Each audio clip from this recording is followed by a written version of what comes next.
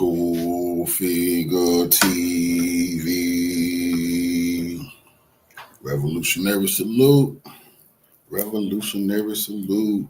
Like, share, subscribe. Welcome to the House of Revolution. You know I'm your humble host, the Yao Mean of Revolution. And the Democrats have absolutely, totally humiliated and embarrassed themselves. And the bootlicking Greek freak, they can't save them. They too weak to defeat Trump. Before we get into that, be sure to wipe your feet. That means hit the like button. Like, share, subscribe, support the platform, y'all. Well, we know that President Trump gave his State of the Union, he spoke to a joint session of Congress. And we had one bootlicker humiliated himself, Al Green. He's such a humiliating shoe shiner. Let's get right into this information. Mr. Green, take your seat. Take your seat, sir. Take your seat.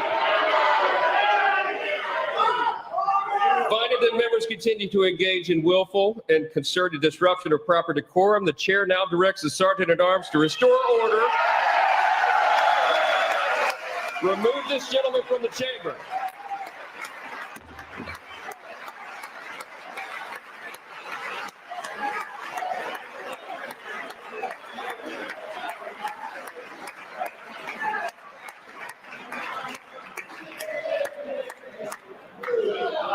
Now, this shoe shiner, Al Green from Houston, what a shame. Never standing up for nothing just to do with our people. Always bootlicking and doing whatever the Democrats told him to, talking about he filed impeachment charges. But he was just yelling about Medicaid and Social Security and stuff like that, which let me know exactly what he was all about. Democratic talking points. He all about scaring our seniors into voting blue no matter who. Trump talking here and there yelling about Medicaid. What the fuck are you talking about? 70% of MAGA Republicans done said they don't want Medicaid touched. They're not letting it get touched. What the hell are you talking about? Scaring black people like my daddy, making them think they're coming for the Social Security. That's disgusting. I know what these clowns' hustle is. No real fight.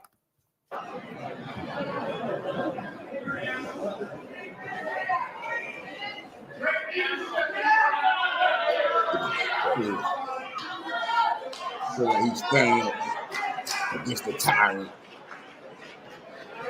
Members are directed to uphold and maintain decorum in the House.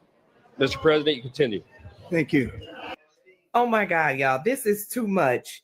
I am watching this address to the joint Congress.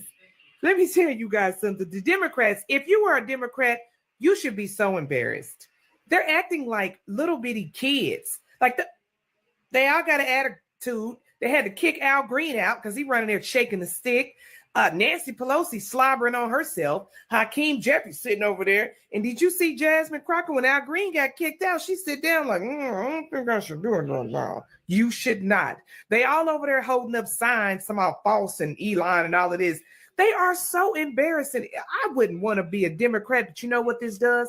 It lets me know that I'm on the right side because everything that man is saying is good for America. And now you see who does not want America to prosper. You see who does not care about America. Them Democrats sitting over there with an attitude. I'm sick of them. Oh my God, they're embarrassing. I couldn't be called a Democrat. No way.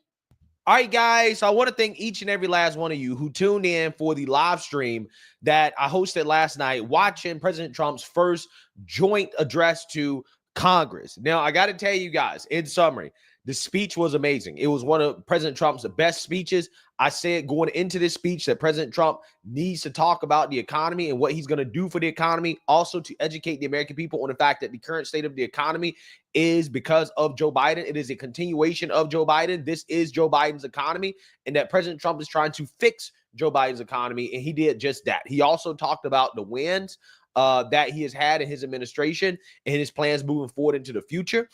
He roasted the Democrats. The media and our friends in the Democrat Party kept saying we needed new legislation. We must have legislation to secure the border. But it turned out that all we really needed was a new president.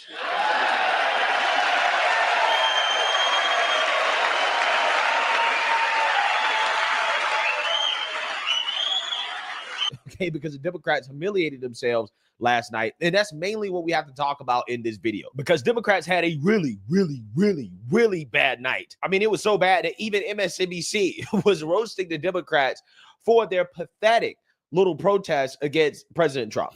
Say, well, thank you, Simone. Can we talk about it? The bingo signs were killing me. I don't know who thought up the bingo signs, but they should be fired. Michael, this is an indictment, in my opinion, on the Democratic leadership.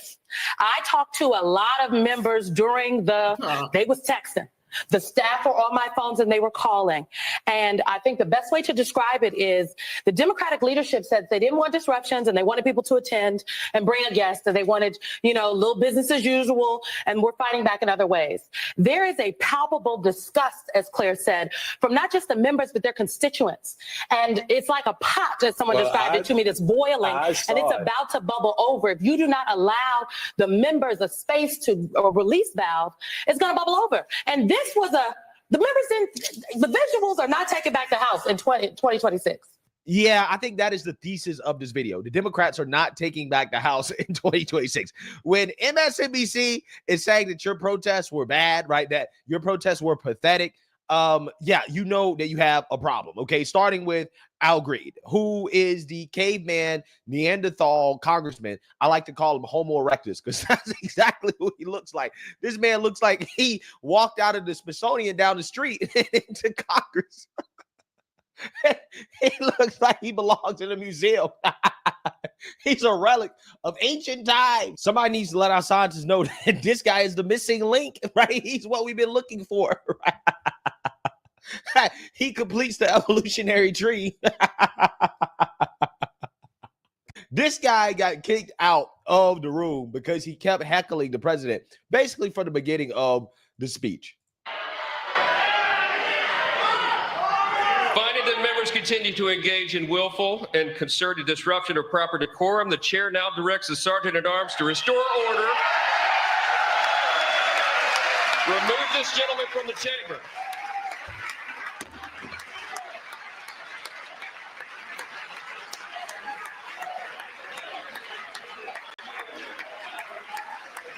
That's all them civil rights shoe sign is good for. I'm Dr. King. I'm willing to sit in jail for civil rights. Yeah,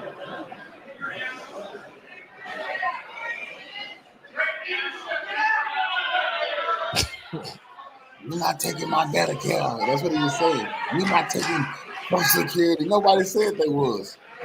Pathetic attempt. Yeah, so you see that, you heard that. Okay, absolute clown. Absolute clown. Okay, and this clown took his clown show outside of the chamber and started ranting about how he is still going to try to impeach President Trump for reasons that are extremely stupid. Take a look. So many people.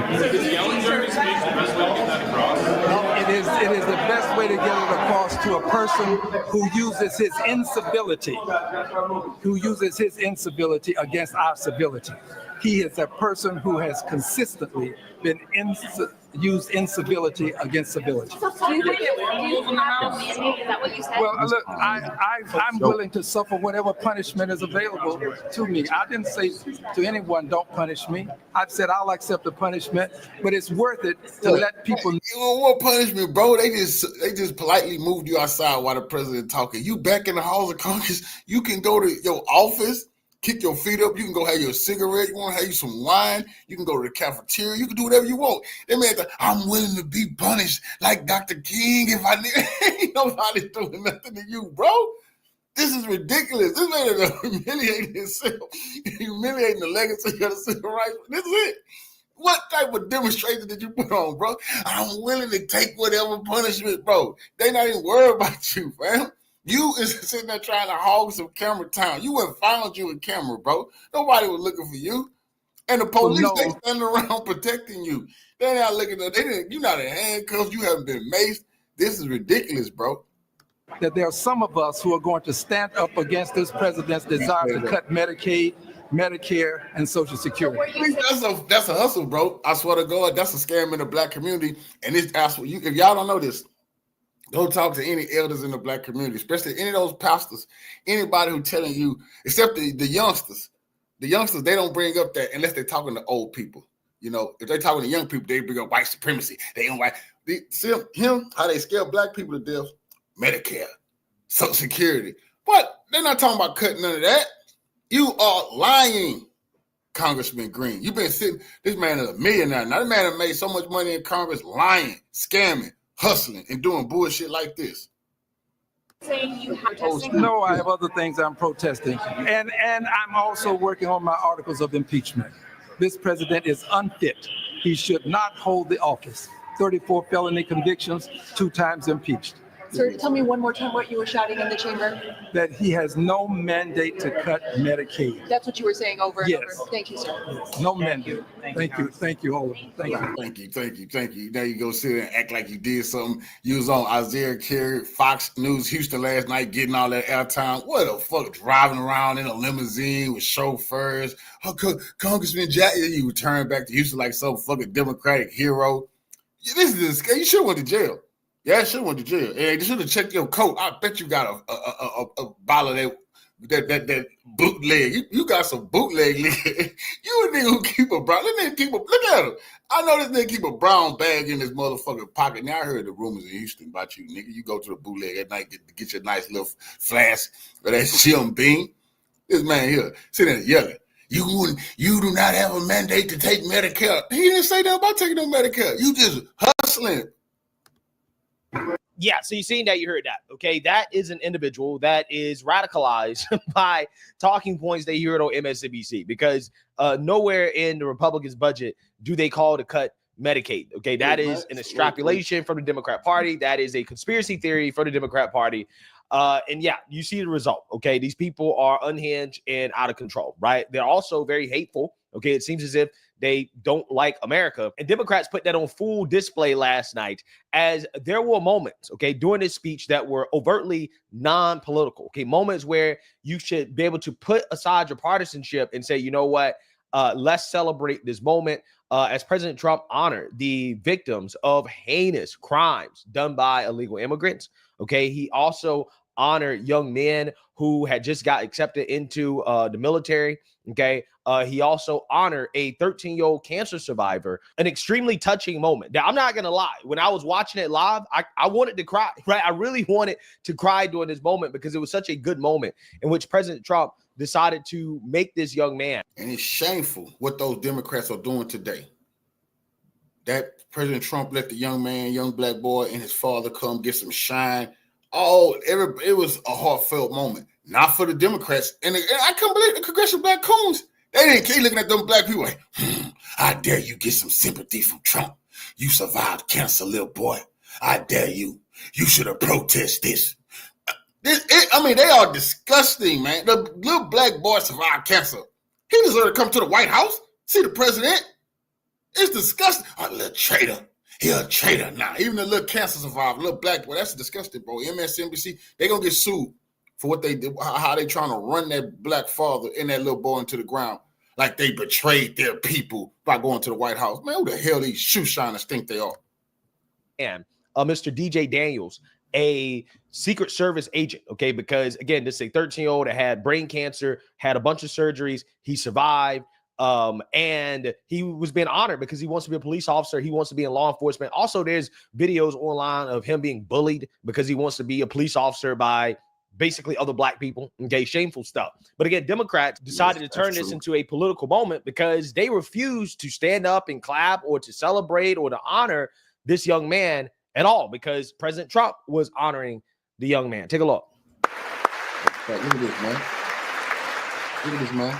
Since that time, DJ and his dad have been on a quest to make his dream come true, and DJ has been sworn in as an honorary law enforcement officer, actually a number of times. The police love him, the police departments love him.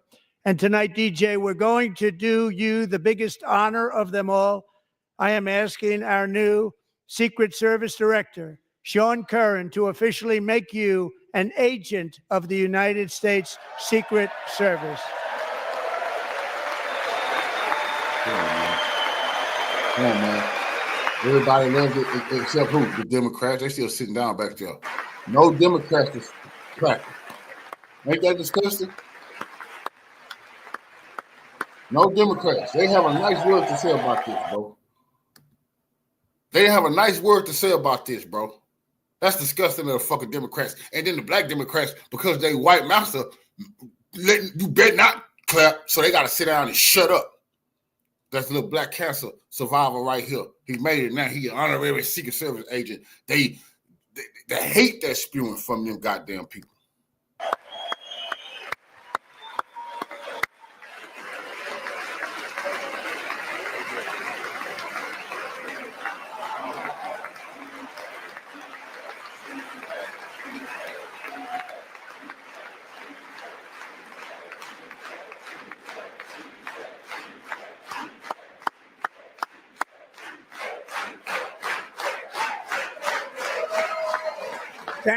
Democrats tonight were so pathetic.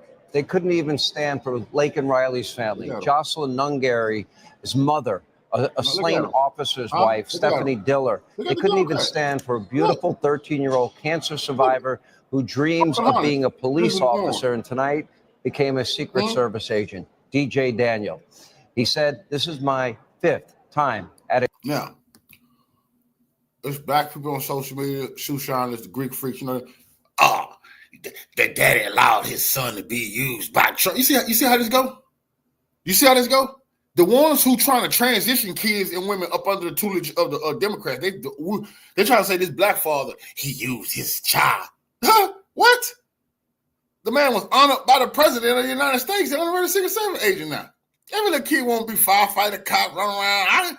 The Secret Service agent. You seen them Democrats, they refuse to clap. They refuse to do any motherfucking thing. Had hate in their eyes for that little boy. At a joint address from President Trump. And sadly, there is nothing this president could do or say that would make these Democrats stand and cheer. This has now become a party of rage and hate, a radicalized party reduced to a collective temper tantrum, sitting on their hands, doing nothing for the American people.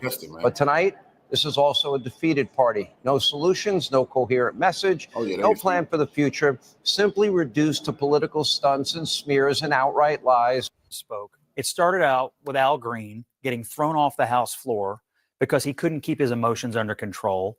Then they had the ridiculous paddles, which now social media is roasting. That you said false on one side and ridiculous. Elon on and the then other. finally, and maybe most terribly, the Democrats who couldn't find it in their heart to stand for objectively good things, including the 95-year-old mother and Mark Fogel and Mark, who got rescued from a Russian prison, and they couldn't even stand up for that. I thought Democrats came into this speech lost and defeated by Donald Trump. And today it looks to me like they're even more lost and even more defeated than when this speech. Yeah, Sean Hannity is 100% correct. The Democrats quite literally stand for nothing. They stand for nothing at all except Trump derangement and hate, okay? And not just the Democrats, but also their propagandists in the media, MSNBC, also stand for this as well, too, because apparently they're trying to blame President Trump for honoring all of these individuals as if that is a bad thing. Take a look.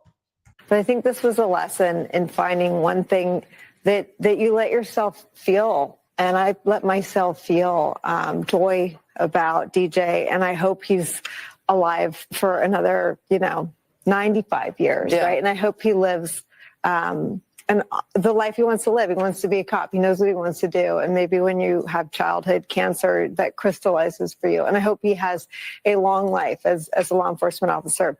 But I hope he never has to defend the United States Capitol against Donald Trump's supporters. Right. And if he does, I hope he isn't one of the 6 who loses his life to suicide. And I hope he isn't one who has to testify against the people who carried out acts of seditious conspiracy and then live to see Donald Trump pardon those people.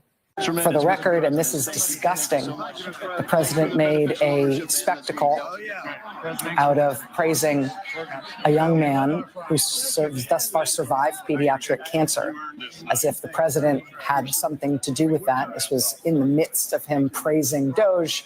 The Doge cuts, among other things, have cut off funding for ongoing research into pediatric cancer. Wow. Pretty awful.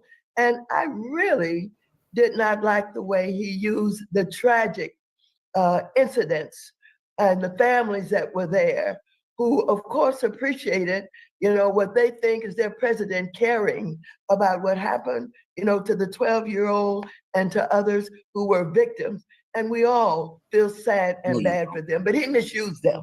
He misused them. And what he did was he focused on them instead of focusing on the real issues that we're dealing with now. Yeah. So the top. Let's look at this lady again. Let's look at this disgusting criminal right here who made means and got her reparations for her generations. She got generational reparations. He misused them. Trump focused on, look at what she telling you, Trump focused on him. He should have been focused on the real issues. Like, yeah, the trans men playing in women's sports that y'all they just blocked the bill that was going to ban men in women's sports. People like her say, oh, no, you will not be violating their civil rights. Dr. King marched so that the men could play in them women's sports. That's the issue she want Trump to focus on and not focus on this young black boy survived cancer and made it. And now he's an honorary secret. So he just protected the president. He was protecting the president last night. He was on duty. They hate that. Disgusting. And she told you, Trump focused on him. Yeah, you mad because he focused on the little boy? No, he should have been focused on the real issues. What a joke. It was he focused on them instead of focusing on the real issues that we're dealing with now. Yeah, so to top it all off, the instant reaction from viewers to the Democrats and their antics, like, for example, Al Green, didn't work out too well for the Democrat Party. During the course of the event, which is wanting to get reaction on Congressman Al Green's antics and being ejected, 80% of speech watchers said that the Democratic congressman's interrupting of Trump's speech was inappropriate. Only 20% of speech watchers thought what Green did was appropriate. Come on, this CNN. This not Fox News. Have Fox News side. This CNN. They cheered the clown shit, but even CNN saw, man, it's buffooning and cooning at all-time high. And he wasn't making no real protest. He was sitting, you don't have a mandate to stop Medicare. You don't have a mandate to cut Social Security. Just talking points to use to scare seniors to voting Democrat. You're yelling and hollering, interrupt the president for no reason at all. CNN says 80% of the people who watch this say that's outrageous. What the hell was you doing? But he pretending I'm willing to take the punishment for standing up. You should be suspended. You should, whatever they did do something with you for what you did, making an ass out of yourself. Aaron. Yeah, so in summary, the Democrat Party is still in free fall, right? Just when you thought that they hit rock bottom, no, they did not hit rock bottom. They are going even lower, okay? They have nothing, absolutely nothing at all except Trump derangement. And I've talked about this time and time and time again. Trump derangement puts you in a very awkward position, okay? Democrats are essentially finding themselves on the wrong side of every 80-20 issue, okay? They can't even get up and honor individuals who should be honored, okay, regardless of your political beliefs or political affiliation. No, they can't do it because they hate Trump. And it looks bad, right? It looks really, really, really, really bad. Again, evidenced by what you just saw there, some of the polling in regards to the reaction to Al Green and his protest against Trump. Again, it's embarrassing at this point. It's embarrassing. Even the speech afterwards, which the media is praising. Oh, the Democrat response is so great. It was amazing. It was not. It was absolutely terrible. There was not anything from her that made me believe that Democrats have any solutions whatsoever, okay, to the issues that we face, or that they are on board with President Trump when it comes to the issues that they should be on board with President Trump. No, there's absolutely nothing from the Democrats that they showed last night that can make the American people feel good about that party. And I'm serious. Like, they may have lost the midterms at this point, okay? I'm so serious. I don't see how the Democrats can win the midterms if this is the direction that they're going to go in. Their party is pathetic. And I don't think this is rock bottom, to be honest with you guys. Okay, I'm scared to say this is rock bottom. You would think that, hey, this is rock bottom. It can't get worse than this. But who knows, right? These people are finding new ways every single day to hit rock bottom. And it's all because of Trump derangement, right? It's all because of Trump derangement. Trump derangement is the number one problem with the Democrat Party. And until they realize that, nothing is changing. They're going to continue to embarrass themselves. And that's what happened last night during this joint address to Congress. And at this point, it's looking bad, right? The Democrat Party, they are going out sad at this point. So let me know what you guys think. Make sure you like, comment, and subscribe. Most importantly, share a Black conservative perspective. Peace.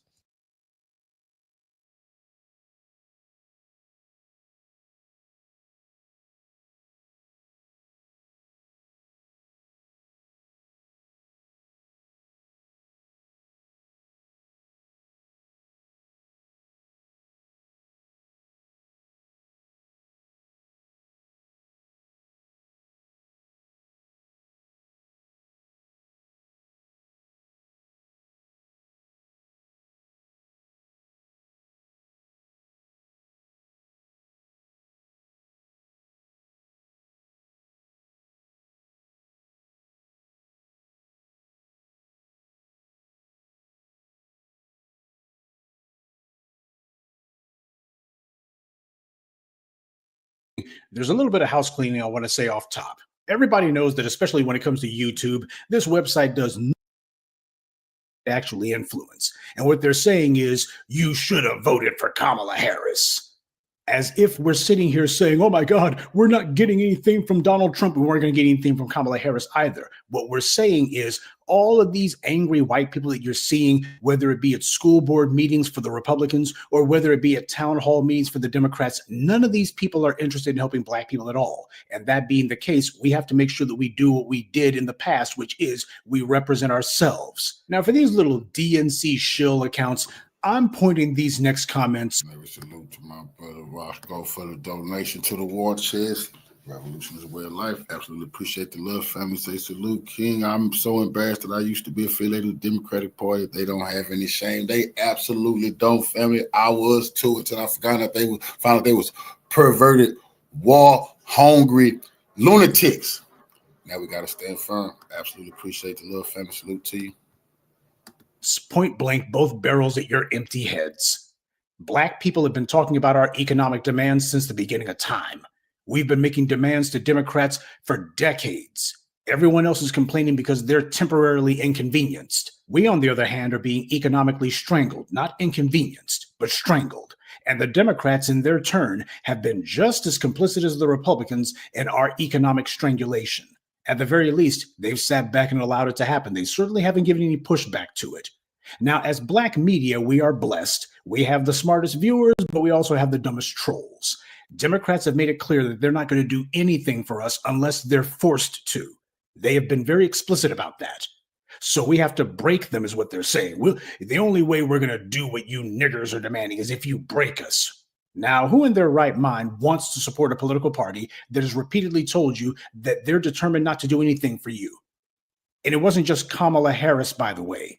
When Hillary Clinton was running for office, you had Bill Clinton sitting there making excuses for the '94 crime bill. And super predators, they wouldn't even touch that one. And as for Joe Biden, I laid out time and again how he had a whole raft of phony promises and lies that he made.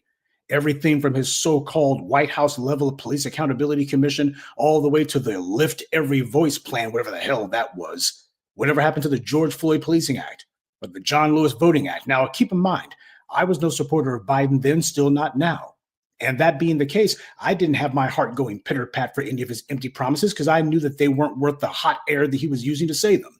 But for the Negroes who were saying back in 2020, Biden gonna do things for us, just you wait. Okay, we waited and waited and waited. So what did he do for Black people? Not a damn thing. And that's the reason why all of these little shill accounts went dormant for that 4-year period. Now, if you're stupid enough to be telling us that we should vote for a political party who have told us repeatedly to our faces that they're not going to do anything for us, hell, you might as well vote for the Republicans then. See, you have a bunch of these sock puppet accounts, and these fools are desperate to get themselves a job working for some Democrat politician. That's what you're seeing, by the way. That's how they earn their stripes with their local white DNC handlers at the county level. These are the same bottom feeders who were hiding during the Biden administration. Remember that? Soon as Biden took office, all of those sock puppet accounts that have been carpet bombing us for the previous couple of years, that have been spamming us with DNC talking points, they suddenly disappeared after the 2020 election. And when we in the Black media kept reminding you of Biden's broken promises, those sock puppet accounts remained silent because we didn't allow our issues to just fade away with the 2020 election. They saw all the demands that we were making, and they were like, well, this is kind of just the after effects, the echoes of those 2020 uprisings. We got what we wanted. We got our guy in there. We got Kamala Harris in there as VP, and the Democrats got a clean sweep the House and the Senate because of those gullible niggers. So now we're just going to lay low for a while, let them blow off some steam, and we'll come back by summer of 2021. But of course, as we all know, that's not what happened. We were keeping Biden's phony promises fresh in your mind. We didn't let up. And the Democrats couldn't deny it, and they couldn't run away from it either. So these online shill accounts couldn't escape having to address it. So instead, they just went silent. But now with Elon Musk being, well, Elon Musk, and Trump doing his provocateur routine, some of these Democrats are hoping that they can recreate 2020. See, politically speaking, the Democrats were on the defensive for most of the Trump years because the orange man, in spite of himself, managed to have a halfway decent economy. But that meant nothing when the Black Lives Matter protests culminated in the 2020 uprisings. And that, combined with the economic impact from the COVID restrictions, created just enough room for Biden and Harris to eke out a razor-thin victory. But as I told you then in my post-2020 election analyses, that's a trick that would only work one time. And as we see, it only worked once. In 2024, there were no BLM protests. Nigga Jim Clyburn complained back in 2020 that you'll recall he whined and griped about how young people needed to stop sloganeering, stop pressing Democrats to defund the police. He was sitting there acting like he knew how to win elections. Apparently, he thought he knew everything about politics. Idiots like Jim Clyburn are the entire reason that Trump won in 2016. And he's the reason that Trump won in 2020. Why? One of the main people you'll recall that Jim Clyburn was complaining about during his rant was that he felt that these young people saying defund the police. Remember what he said? That's what cost Jamie Harrison his election. That was his excuse. That was a lie. Those young people that Clyburn was complaining about, they were the ones who handed the Democrats both the presidency and the Senate on a silver platter that year, giving the Democrats a clean sweep of the executive and legislative branches. And also, it was the young people who made sure that the post-election momentum carried over to the two remaining Senate races that came out of Georgia, putting Raphael Warnock and that other guy Ossoff into the Senate, giving Democrats control of the Senate. It was those young people in the streets who also turned up to the polls too. But Clyburn didn't care about that. The white media had been saying that he was the most influential and important black politician in America. As far as he was concerned, he had to maintain that illusion. So when his boy Jamie Harrison got spanked, what do you think Clyburn was going to do? He was going to lie and say, well, it was a young voter saying defund the police. Really? How come that didn't hurt Raphael Warnock? How come that didn't hurt Joe Biden? How come that didn't hurt any of the members of the squad? The Democrats had tons of momentum. See, that's the problem. People like Jim Clyburn are dyed-in-the-wool liars because they sold their souls to wealthy white interests a long time ago. As far as he's concerned, he will tell any lie as long as they keep giving him some butter biscuits, him and his pathetic children like Mignon Clyburn, who white power put on the FCC, and now she works as a quote-unquote consultant for the very white media corporations that she had previously been quote-unquote regulating when she was on the FCC. That's what Clyburn cares about.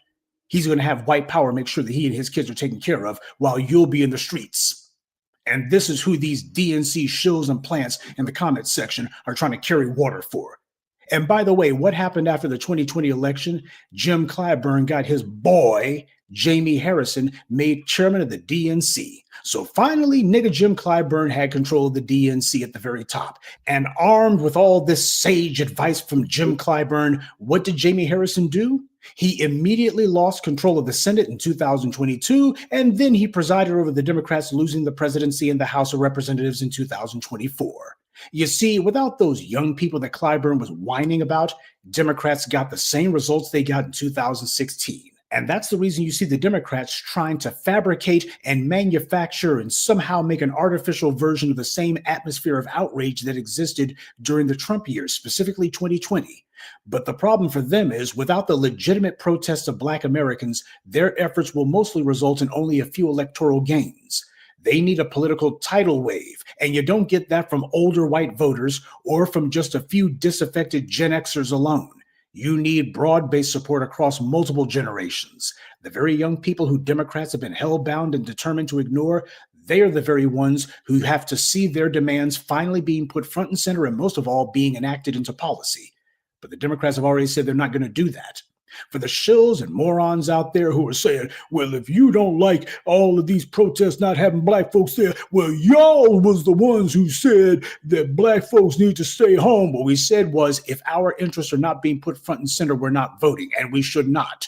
You do not go to the polls when someone's not offering you anything. And that's the reason why we said that the next phase of black empowerment is going to be us making sure that we have people that we actually get on the ballot. We're not going to play this game of, let's look at this slate of hand-picked puppets that the DNC presents to us. Let's try to play Inspector Clouseau or Indiana Jones, and we'll try to see if we can figure out which one of them stinks the least. No more of this letting DNC shills and operatives online tell us that we have to choose the lesser of two evils. We are a moral people, and moral people don't choose evil. If they don't have good on the ballot, then they will present good on the ballot. They will make sure to put their own on there. That's what moral people do. That is what empowered people do. And that is why that's the next step for us. Of course, the shills and plants don't like that. Their job is to do what their white paymasters at the DNC want, and that is to continue the cycle of racial deprivation of black Americans, and we're not having it. So you're doggone right. The black vote is on strike, and as we're showing with all of these illegal alien groups, you better believe any sort of black protesting on behalf of the greater left, that's on strike too.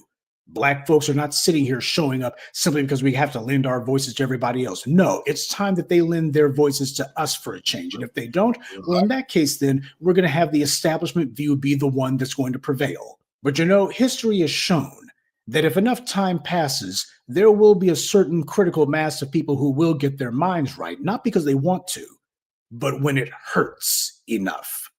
That's always been the pattern, though. Reminds me of what Winston Churchill said. He said, the Americans can always be counted on to do the right thing after they've tried everything else. And you know what? He's right. For the dominant society in this country, that's exactly what the pattern's always been. Oh, they'll get around to doing what black people said had to be done from the very beginning, but not until they spend years and years trying to see how they can avoid it. And for you shills and bootlicks in the comments section, when I talk about people who have been trying to avoid doing right by black people, I'm talking about Kamala Harris, Joe Biden, Hillary Clinton, Barack Obama, Simone Sanders, nigga Jim Clyburn, Nancy Pelosi, and all the rest of their pals. That's who I'm talking about. We know that the Republicans aren't going to do right by black people. They happen to be the loud, boisterous, vocal, reactionary wing of white supremacy. They're the ones that established power gathers under because everybody understands exactly what they're about. But for the people who claim that they want to be progressive, the people who are looking and going, well, we kind of feel some kind of way about the current social order occasionally. That's what you're going to need a phony group for, some controlled opposition. Some individuals who will say, oh, we happen to be for the disenfranchised. We're for the little guy. We're for the people who have been left out, the people who are not part of the establishment. And then you turn around, these guys are sitting here telling you everything they're not going to do. And they make sure that they hire a phalanx of online suckers and suck-ups who will have the nerve to tell you that you're wrong for saying that you're not going to tolerate being ignored. And if they ignore you, then you will ignore them. We're giving them back their own energy, and they don't like it. And these little DNC shills and bootlicks who infest the comment section, what these clowns are talking about doesn't even suit the needs or interests of the very white people who they actually are interested in taking care of. You see, if the Democrats were serious about making any sort of changes, even if they were halfway serious, what they would be calling for is a 21st century version of FDR. See, the Democrats love to say, oh my God, we're repeating the worst parts of the 20th century. Well, in that case, then what was the answer to the worst parts of the 20th century? Bringing forward some people who, at least on paper, were trying to be different. So where is the 21st century version of FDR? Where is even one Democrat who's going to be calling out the big money that the party has decided to prostitute itself for? None of them will do it. Not even Bernie Sanders. What Democrat is there who would actually push for policies to reduce and in many cases eliminate the power of big business? How many of them are going to say, you know what, if we got a minimum wage in this country, it's time that we institute a maximum wage? There is something fundamentally wrong with allowing a huge aggregation of money and power in the hands of one individual. This country should not produce an Elon Musk. It should not produce a Mark Zuckerberg. It should not produce a Jeff Bezos or a Bill Gates. When individuals like that have that much money, that's somebody who has too much power. But nobody would ever point to a white person under white supremacy and say, that's too much power for one man to have. Oh, they'll say it about a black man like Malcolm X. They'll say, that's too much power for him to have. Yeah, the black people actually listened to him. That's too much power for you to have. And Malcolm X didn't harm anyone. He didn't hurt anyone.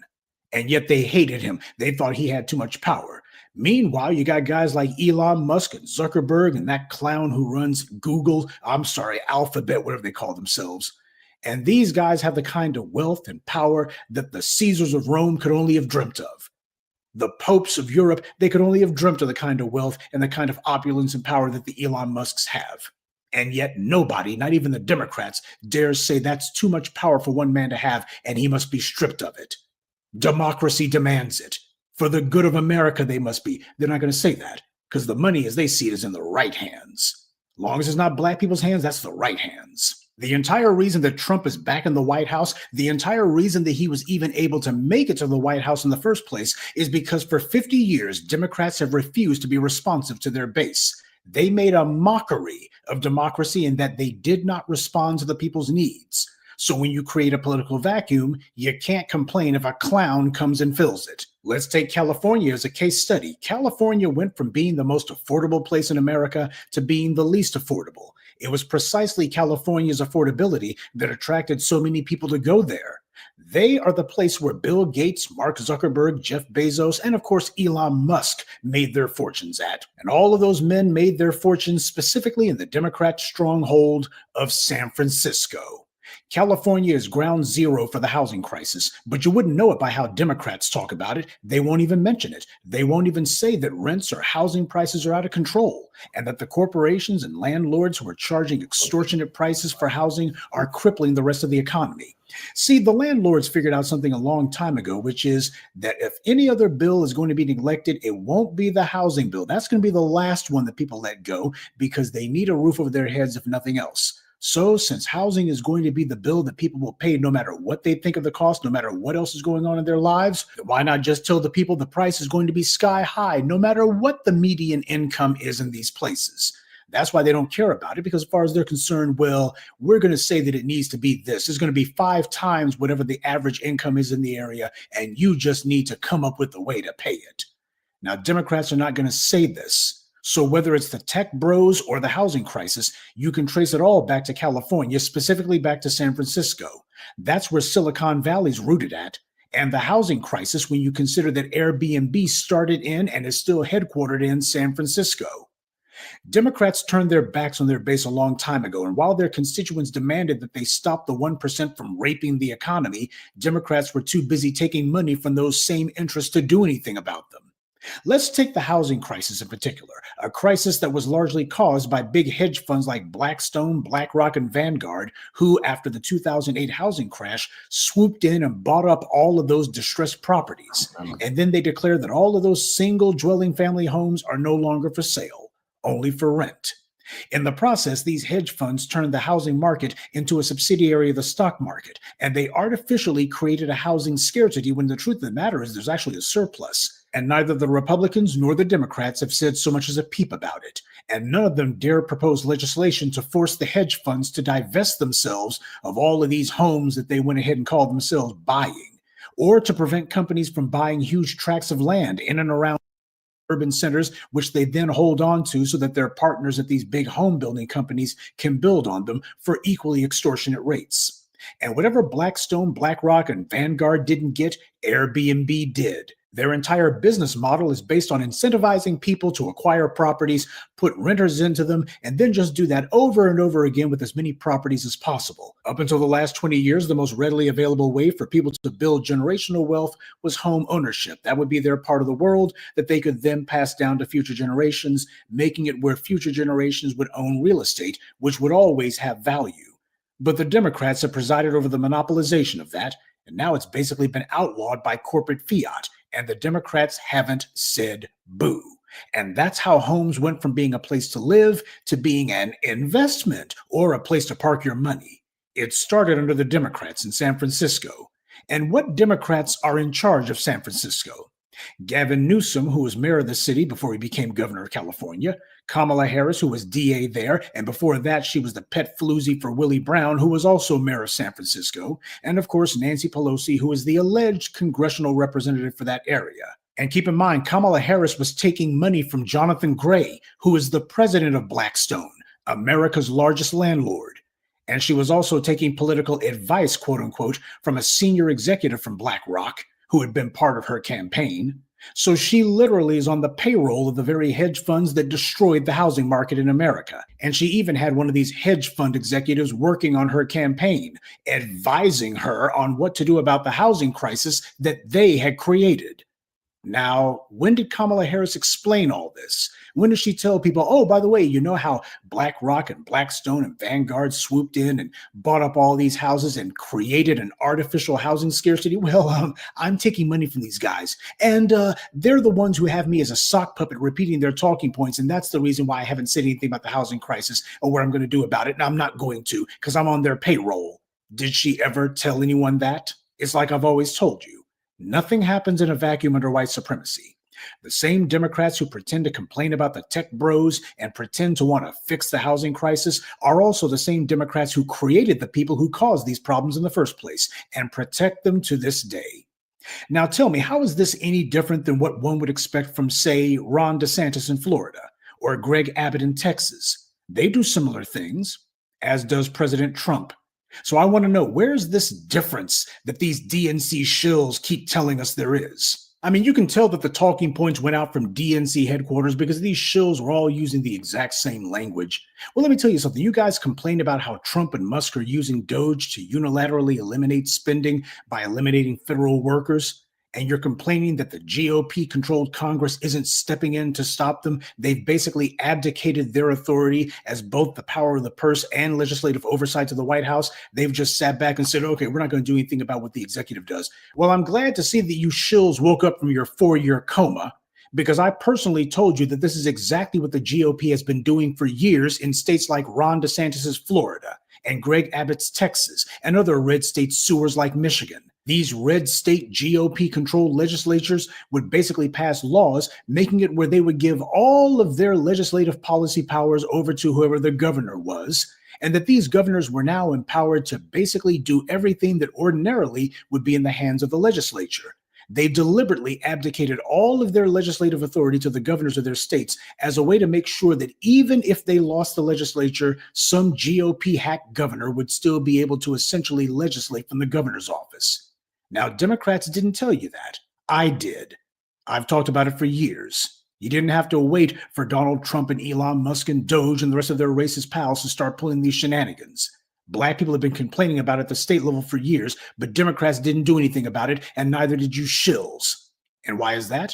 Because when I talked about these GOP tactics to circumvent the voters, I pointed out that the GOP was doing it as a way to attack Black people. But you didn't hear that from Joe Biden or Barack Obama or Elizabeth Warren or Nancy Pelosi or nigga Jim Clyburn or Kamala Harris or anyone else. From Michigan's illegal and unconstitutional emergency manager law, which everyone recognized is nothing more than a state saying we're not going to obey the 15th Amendment. Sure, we're not going to make it where Black people can't vote. We'll just make it where anyone that Black people vote for isn't allowed to govern.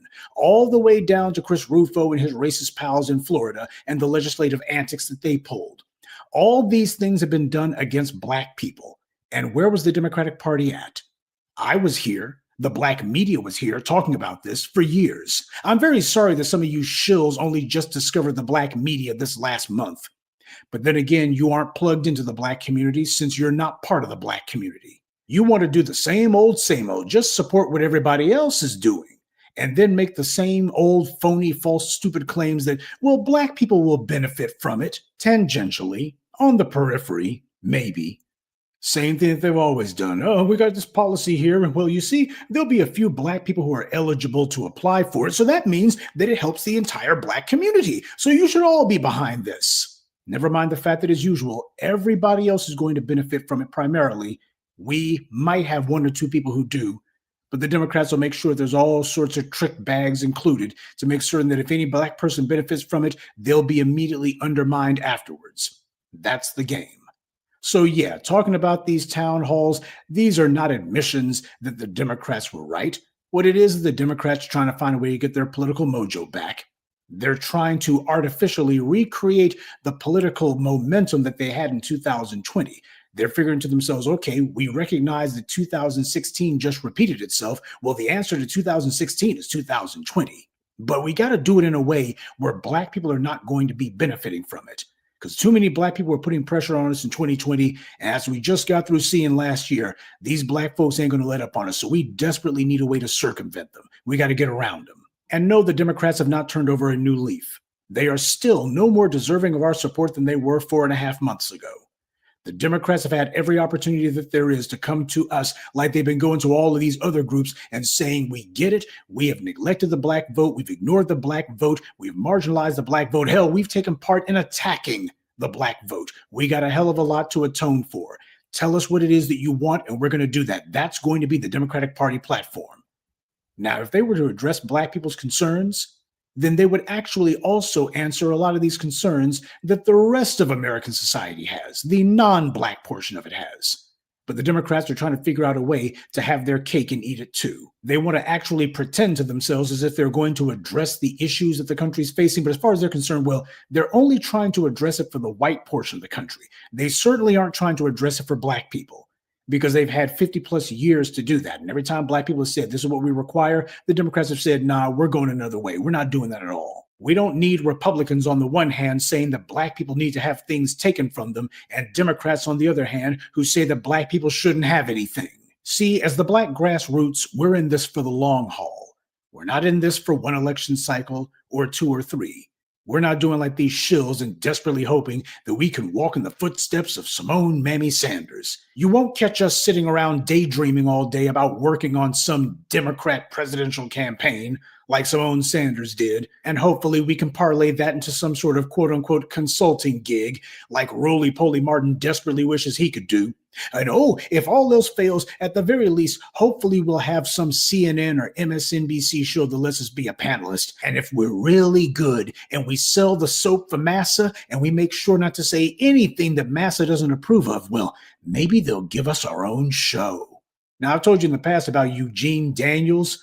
If you've seen him, you know what he looks like, this clown. And I don't say that to be pejorative. I say that because every time you see the guy, he's just so extra with everything. I mean, this guy, he goes out of his way to just sit there and gesticulate, and his facial features, it's like his face is made out of doggone Jell-O. It's ridiculous. The man looks like a clown. I guess that's the reason why he joined the circus, because MSNBC is apparently going to be giving him his own show. And with that, family, I'm going to wrap up this morning's briefing. Just keep in mind, these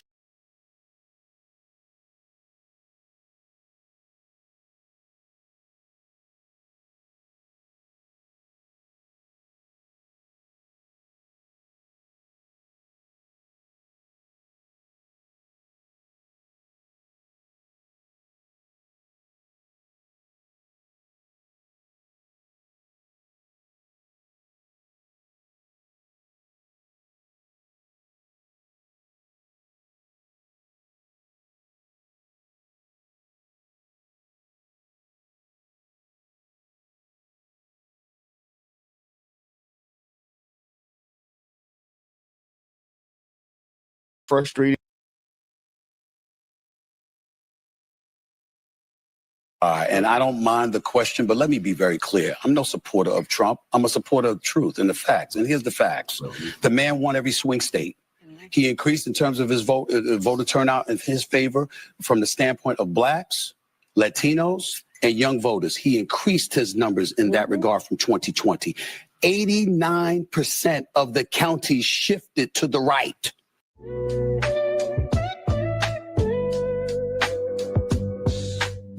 All right, now, welcome back to the channel. We got to talk about it, man. Stephen A. Smith made an appearance on The View and gave the panel a much-needed reality check. And really and truly, it was just your favorite on the show, Joy Behar. Now, we all know that Stephen A. Smith plays the game, always keeping his options open. But lately, he's been looking like a man testing the waters for a 2028 presidential run.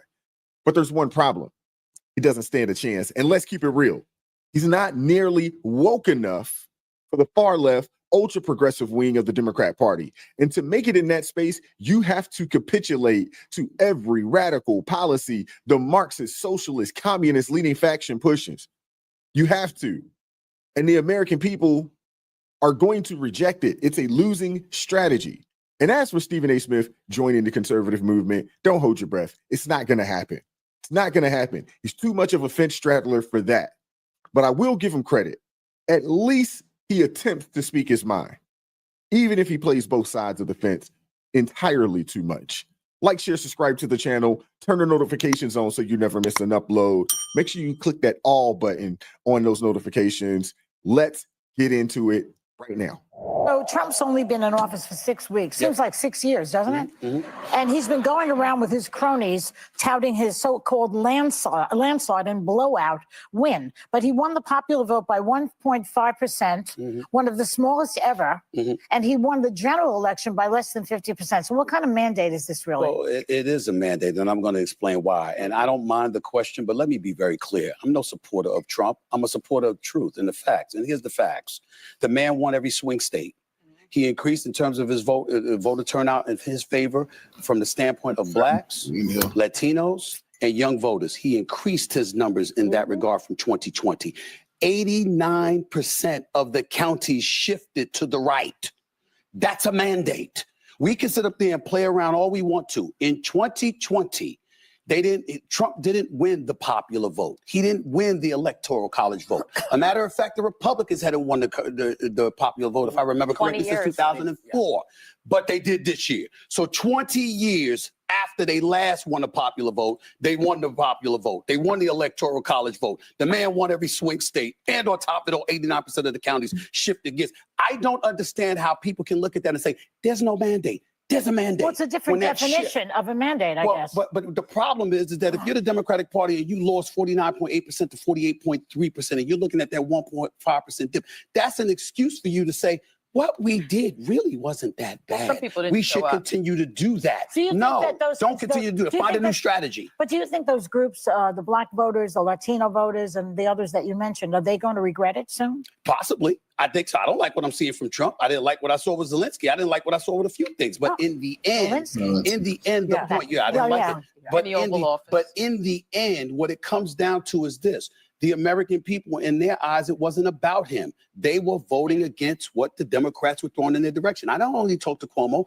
I did interview Eric Adams. I did interview Minority Leader Hakeem Jeffries. I interviewed these people. I've talked to them, and I'm going to talk to some more of them too. And I'm going to say the same message. What are you doing to win? I love Wes Moore, the governor of Maryland. I love Dr. Kerr of Pennsylvania, okay? I just interviewed Cuomo. I like him a lot. I want somebody to step up and recognize that man in the Oval Office, whether you like it or not, is potent. He's coming and he wins. You got to find a way to beat him. This way is not the way that the Democrats have been doing it. Let's talk about how people are feeling about it. Well, see, the thing about Democrats is they're hoping that they can just say, oh, the Republicans racist and people fall for it. People aren't falling for that anymore. And young people definitely aren't falling for it. When you start thinking about Hispanics and black people, for older black people, that term racism, you could just say something is racist and it's a dog whistle for them. But people are looking at their pockets. People are looking at, this ideology. The fact that every Democrat voted for men competing in women's sports, every last one of them, when the majority of the population is not with it, whether you are Republican or Democrat, it doesn't matter. Americans don't want these woke policies. They're not interested. And I know right now there's a lot of people that are frustrated because that point right there goes to show you that they don't give a fuck about us. They will say anything that the white Democrats tell them to say. You go to any one of these churches where these Democrats is preaching, and you say it's okay for a man to play in women's sports. They're gonna say hell no. They say, why are you telling people to vote for it? Then most of them will say hell no. Most of the people in there are gonna say hell no. Then you gotta ask them, because that's what I do. Why are you telling people to vote for that deal? Then they act like they don't know what they're doing. That's what you're voting for. People should be ashamed of themselves, bro. All these people who say some of y'all said anything about voting for Democrats or Trump and them racists. Why the hell are you trying to get men to be able to play in women's sports? That's on the ballot.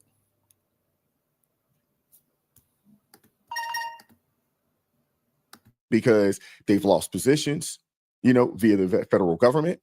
I know a lot of people are frustrated because the cost of groceries hadn't come down, the cost of gas. Revolutionary salute to our brother Keith for the donation to the war chest.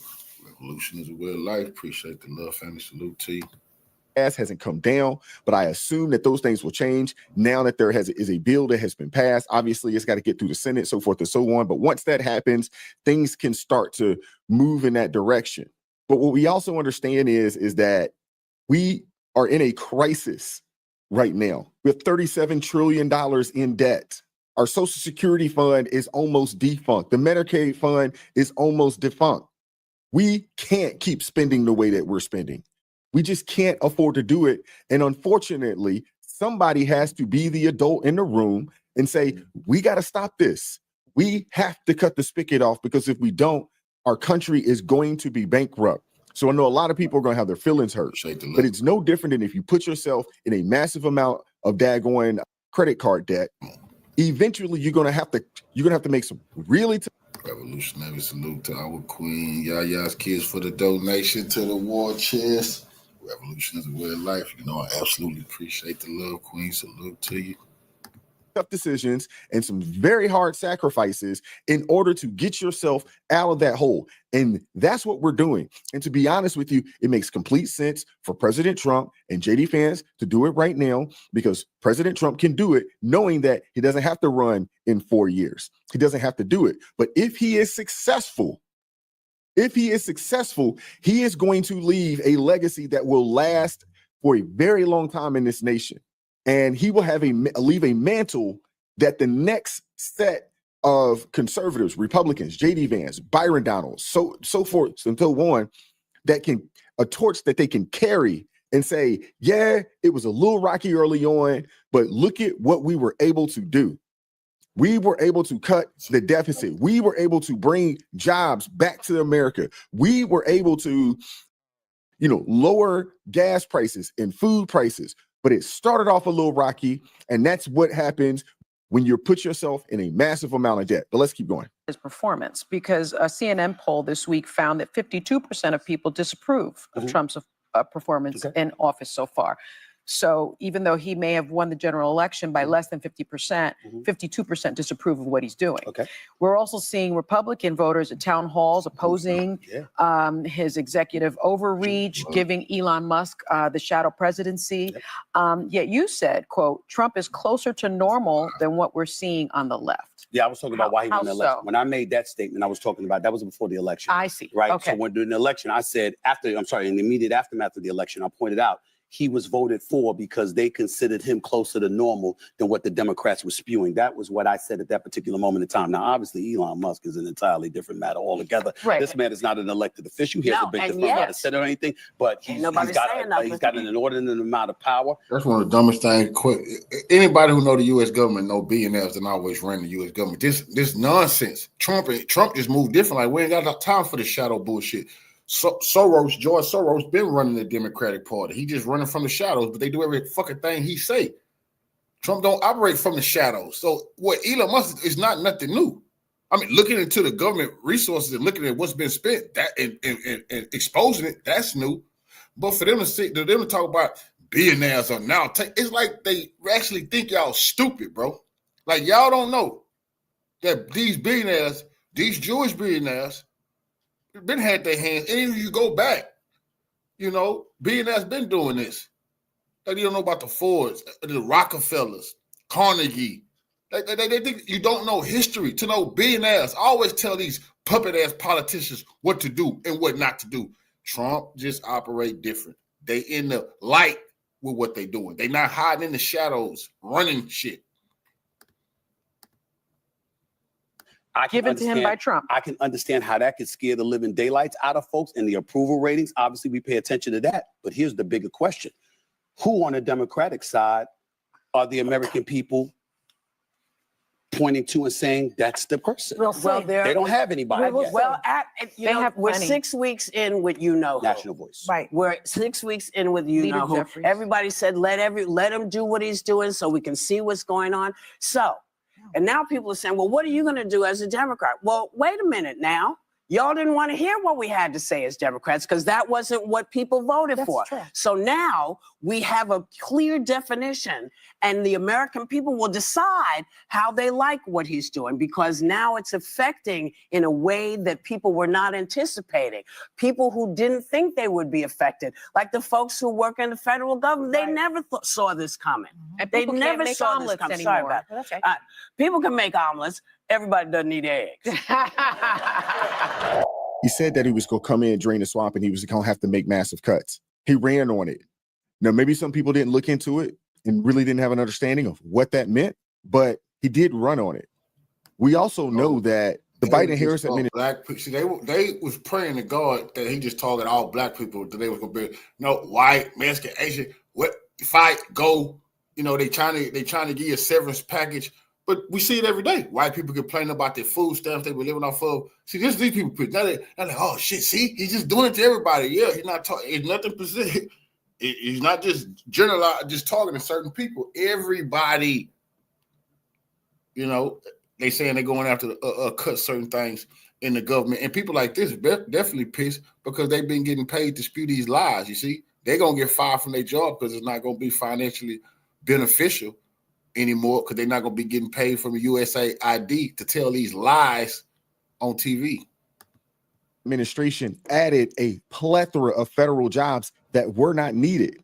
So anybody that took one of those jobs, if you had any daggone foresight, you knew that the potential for your job to be gone, it was there. We cannot continue to operate at a $2 trillion deficit. We just can't. And Jasmine Crockett, she said it, the deficit's continuing to grow because we're not adding enough revenue. We needed to add more revenue, meaning we need to tax the citizens more because the government, the last time I checked, don't create products. They spend our money.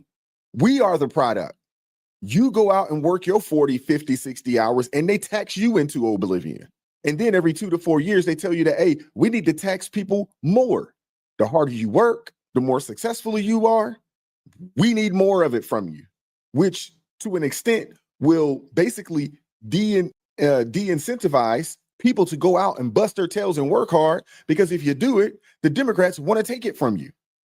Instead of actually doing their job in trimming the fat, getting rid of these, groups and all these different, programs and all this stuff that we don't necessarily need. Get rid of these people that should not be in this country. All the scams. Stop paying people Social Security that are not alive. Force people that have been living on the system for 10 to 12 years to get out and go get a job.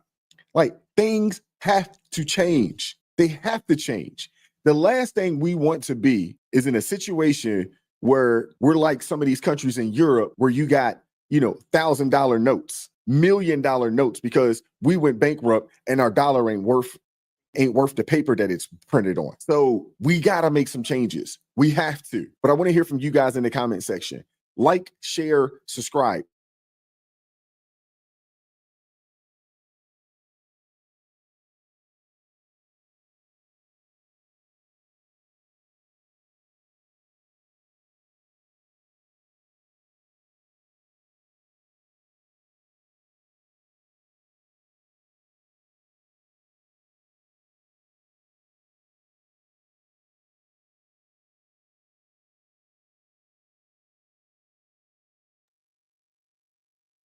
Well, tonight on the podcast of daughters, and I would not want a biological. Well, tonight on the podcast, ladies and gentlemen, the Democrats, they just don't want to win in the elections. They don't. Most Americans right now are pretty, unified on they don't want, biological males in women's sports. I'm a father of daughters, and I would not want a biological male in any sport with my child. I'm sorry. No, because we have men's sports for a reason. We have, women's sports for a reason. Now they want to create a category, I guess, for trans athletes, and they all compete against each other. Okay, fine. I guess that could be the happy median, but no, they don't want to create that happy median. They want to put them in the women's category. Well, they've been trying to pass actual laws about this. And guess who in the Senate blocked a bill that most Americans support? The Democrats. And you wonder why they're going to continue to lose elections. So you got 2026 coming up. You have some Senate seats and you have some House of Representative seats coming up. Is this the people that you really want to go out and vote for to represent you when you're completely against this for the sake of your children? Well, let's go ahead on and look at this. Senate Democrats blocked the GOP-led bill to ban transgender athletes in women's sports. Now, it's a Senate Democrats. It's on Monday blocked a GOP-led bill that would ban transgender athletes, women's and girls sports at federally funded schools and education institutions. Bill's failure to advance highlights the limits of Republicans' narrow margins in Congress despite control of both chambers. The party still needs support from 60 Democrats in the Senate for most legislation to clear a 60-vote threshold. The party line was 51 to 45. Now, this 60-vote threshold, this that they need, that's not in the Constitution. That's just a rule. And I'm gonna say, if you really want to get some work done, stop following that dumb rule. Like, just like Congress in the House, right? Whoever got the numbers, that's how it passed. But the Senate, they want to have the 60-vote threshold. That's why things don't get done. That's why. Let's say the Senate vote comes as GOP-led states across the country continue to put forward anti-trans measures. It's including bills intended to keep transgender students from playing on sports teams consistent with their gender identity. Now they're saying the Republicans put attacks over transgender issues front and center in competitive races during the last election cycle. No, it wasn't attacks, CNN. It was people saying, okay, enough is enough. Like, come on. I mean, we going a little bit far with this stuff, right? That's basically what, so really Republicans came out kind of piggybacking off of how some people are feeling, or a lot of people actually feel it. They said that, after Trump's White House wins, some Democrats have said their party must do more to address potential voter concerns. The GOP-led House passed their own version of legislation in January with 218 and 206, with 2 Democrats voting in favor. They're saying 1 Democrat voting present. Now, see, the bill seeks to amend federal law to require that sex shall be recognized based solely on a person's reproductive biology and genetics at birth, as if for the purpose of determining compliance with Title IX in athletics. Now, Title IX prohibits discrimination on the basis of sex in education programs or activities that receive funding from a federal government and applies to schools and other educational institutions. The Republicans have argued that transgender women hold a physical advantage over cisgender women in sports. They're saying thus their participation could consequently limit opportunities for others, and also not only limit opportunities for others, but also can get women hurt in certain aspects. Now, Democrats have said that the policies to restrict transgender athletes' participation in team sport adds to the discrimination that trans people face, particularly trans youth, and they argue that Republicans are seeking to undermine the rights of LGBTQ students by advancing the bill. Senate Republicans, as they have 53 seats, typically that would mean that at least 7 Democrats will have to vote to say with Republicans to hit the 60-vote threshold to advance a bill subject to a filibuster. Once again, the filibuster is an old relic. They really need to go, just like a lot of those people in the Senate need to go, right? And I definitely saw Senator Also Brooks, the new one, right, the new black woman. She voted for that to block that bill. Of course, Cory Bussey, better known as Cory Booker, of course, he voted to block the bill, right? Big Mouth Fetterman, he voted to block the bill. It's quite interesting. It is quite interesting. But the Democrats are they just don't want to win elections. That's what it's saying like to me. They just don't want to win elections. That's fine. That's why people, it's 2025, get registered to vote and make sure to remember these Democrats in the Congress and remember this Democrat in the Senate. Remember that. And don't sit it out. Say, hey, we need to get these Democrats out. We got to come out there and vote and get them out because these Democrats are not for progress. They're still on the same old thing. Like you would have thought that, okay, we lost bad to Trump. So we need to go on to the drawing board and amend what we're doing. No, it seems like they're doubling and tripling down on it. That's weird to me. That's like me running my playbook and I get beat so bad in a football game. I'm getting beat 50-7. That was the score. And that means, okay, that'll be like me going right back out with that team. We play that team maybe a couple of weeks again, and I run the exact same plays. And then now they blow me out 75-12. I'm like, more people will say, well, why would you run the same plays when they had your number the last time? Why would you go do that? Most people in sports would say, why would you go run the same plays when that team already knew your playbook? Wouldn't you go say, hey, I need to change up everything I'm doing because I can't beat this team on what I got going on? But the Democrats, they are going out there with the same, as Kamala would say, the same old tired playbook. And it doesn't make sense.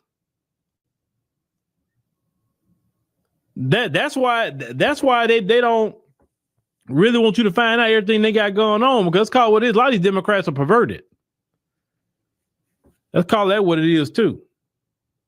We're talking about some of these people in Congress and the Senate. Some of them are perverted too. But let them keep doing what they're doing, ladies and gentlemen. Let them keep doing it. They can keep on doing that, keep supporting these issues. And I'm going to keep encouraging y'all to register to vote. I'm going to keep encouraging y'all to go out there and vote these Democrats out. Get them out. If you want some normalcy in America, get them out. Because that party is not a party of the traditional family. It's not a party of protecting women. It's not a party of protecting children. It's not a party of protecting and prioritizing Americans. It's not for that. Clearly, they showing it's not. They're more in allegiance with foreign nationals and not American citizens. And that's what they preach constantly. They preach against America first and for American citizens, and they're constantly promoting foreign nationals. Look at the last administration when they was in control. They brought in millions of foreign nationals and made sure to take care of them over the American people. They're against the traditional family. They don't believe in freedom of speech. They want to censor you. They don't want you to have a stimulus check because they say that they're not in the business of giving out money when they're giving billions of dollars out to foreign countries. These are the Democrats. I'm not saying nothing about them they haven't said themselves. And especially you people that's supposed to be Christian or loving God or Muslim or Hebrew Israelite or whatever.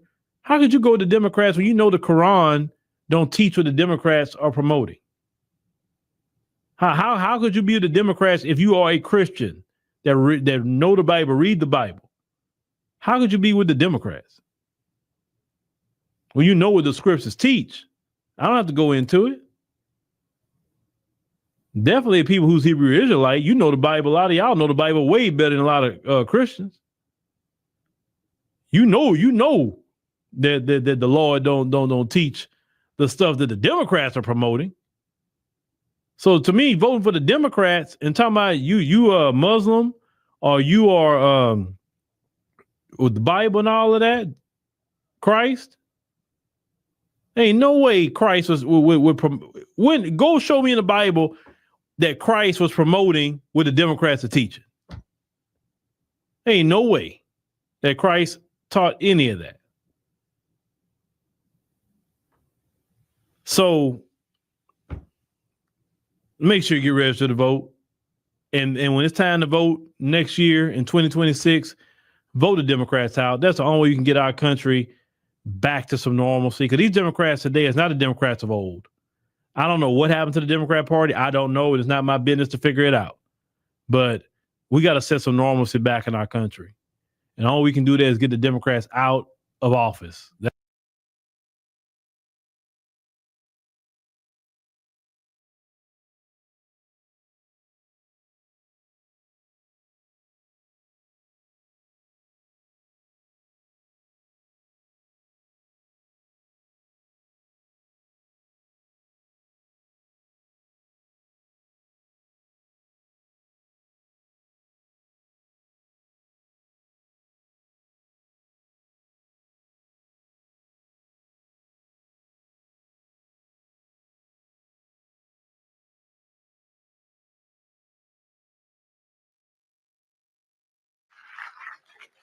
Now, last thing before we go to the word of the Lord. Devontae, play the clip. I want to show you something. Play the clip, Devontae. Get out of there, Negro, and stand with your people so that you understand that God is on our side. All right, stop right there.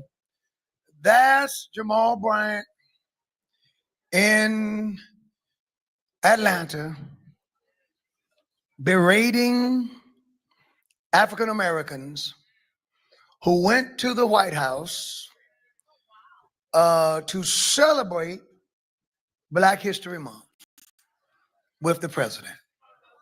So he told the Negro to get out of there and go stand with your people so you will know that God is on our side. Now, if one time they were trying to put out that President Trump canceled Black History Month. You know he canceled Black History Month, don't you? You know black folk will believe anything. Anything you just tell us, the sky's falling. You go start ducking. Listen, these are the same people who are for diversity. Watch this word, inclusion and equity. Now, if you're going to be inclusive, Dr. Jamal Bryant, does that mean that you ought to include Black people who aren't Democrats? Are we actually in a place where the only way you can be Black and stand with your people is to be a Democrat? Now, if that's where we are, we're the dumbest people on the face of the planet, and we're the only people in America who operate that way. You can be white and be a Republican or a Democrat, Hispanic and be a Republican or a Democrat. Praise the Lord. Whatever, and be a Republican or a Democrat. But if you're Black, the only way you can be an authentic Black person is to be a Democrat. That's stupid. And you know what it means? It means that explains why we spend half the time, or maybe even more, out of power.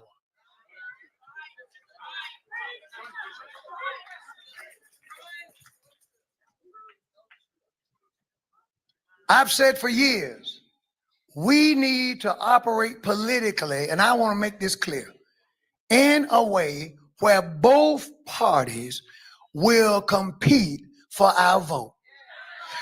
When one party knows that they're going to get your vote no matter what, you get nothing from that party. When another party knows that they're not going to get your vote no matter what, you get nothing from that party. So then you end up in no man's land. We are not married to the Democrat Party. People have a right to choose. And if you choose to be a Democrat, if you choose to be a Republican, if you choose to be independent, as I am, that doesn't make you more Black nor less Black. It means you're an American participating in the process.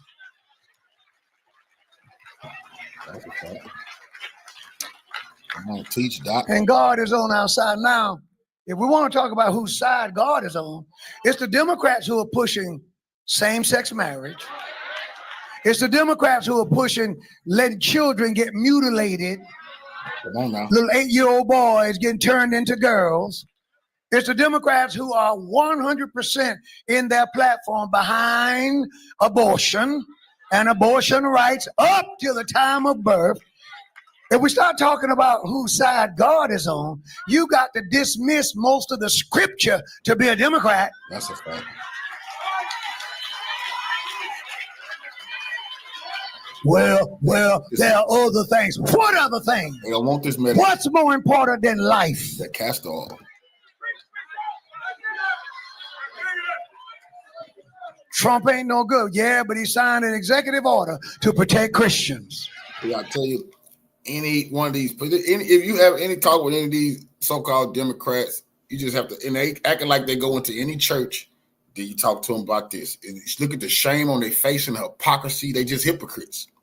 They just hypocrites. Can't get it. Why are you wasting your time playing like you love the Lord or playing like you're going to? Why are you doing? Do you don't even understand? You just giving money to that place. You definitely moral sinner. You going along with everything that you say you against when you in that church praising the Lord. But when it comes time to vote, vote blue, no matter who.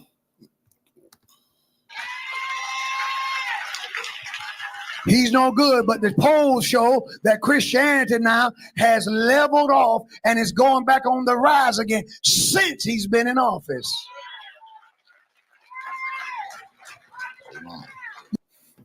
Revolutionary salute to Big AJ for the donation to the war chest. Revolution is way of life. Absolutely appreciate the love, family. Salute to you. You just got to do your homework. Now you start talking about whose side God is on. No, the question not whose side God is on. The question is the question Moses asked: who's on the Lord's side? Stand on it, God.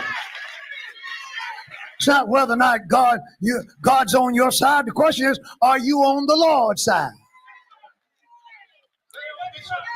I just think, we still got to go back to house nigga. And you got to go back to that. Don't you think the rhetoric ought to evolve and get a little better? Is that the best you have, that you're going to come after people and criticize? It can't be us. We talking about who the house nigga. It's not us. It's not us. It's them serving their master. It's them. That's the Greek freak, divine iron, shoe shining, bug dancing house niggas serving up under slave masters. Them because they exercise their right to celebrate Black History Month with the duly elected president of the United States. They were some coons when they always wanted us to be nonviolent. When we heard that, we should have knew that's a scam. That is a big hustle, and cowardice is brewing out their body every time y'all talk to us about non-motherfucking violence. We should have knew. Only the house nigga talk like that. We can't let people who say their platform is non-violent. That's so they can get all the tax breaks they ever wanted. That's a fact. So they get all them tax breaks, them tax cuts, and benefits from the government to preach the non-violence. But you can't definitely say because the real revolutionaries, they was never non-violent. It's never been a bloodless revolution in fucking history. Blood was always shed, and it always violence to get your freedom and to hold the freedom. They're telling you that right now in Ukraine. They're saying you got to have weapons. They tell you that in Israel. You got to have weapons to have your freedom. Only when it comes to us. Oh, no. You just have to protest, get some signs and saying we shall overcome, and that's how you get yours. No other people in history did they tell that to. Only us. States of America. There's something wrong with that. So I don't go along with that kind of thing. People ask me, what is the makeup of your church, Democrat or Republican? I tell them all the time, I don't know. I never asked anyone. I think that's your personal business. That's your business. But I preach. I don't preach a Democrat gospel. I don't preach a Republican gospel. I preach the gospel.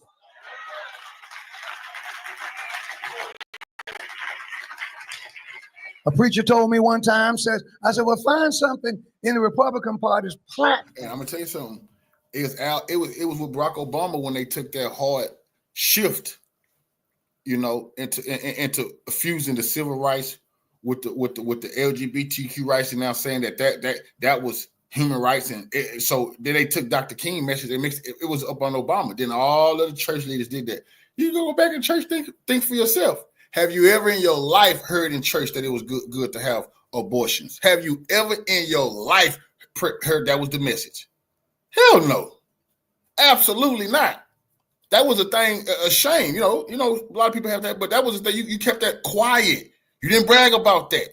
You definitely didn't protest for that. What? Are you crazy? That was a shameful act, they would say. Not anymore. Not anymore.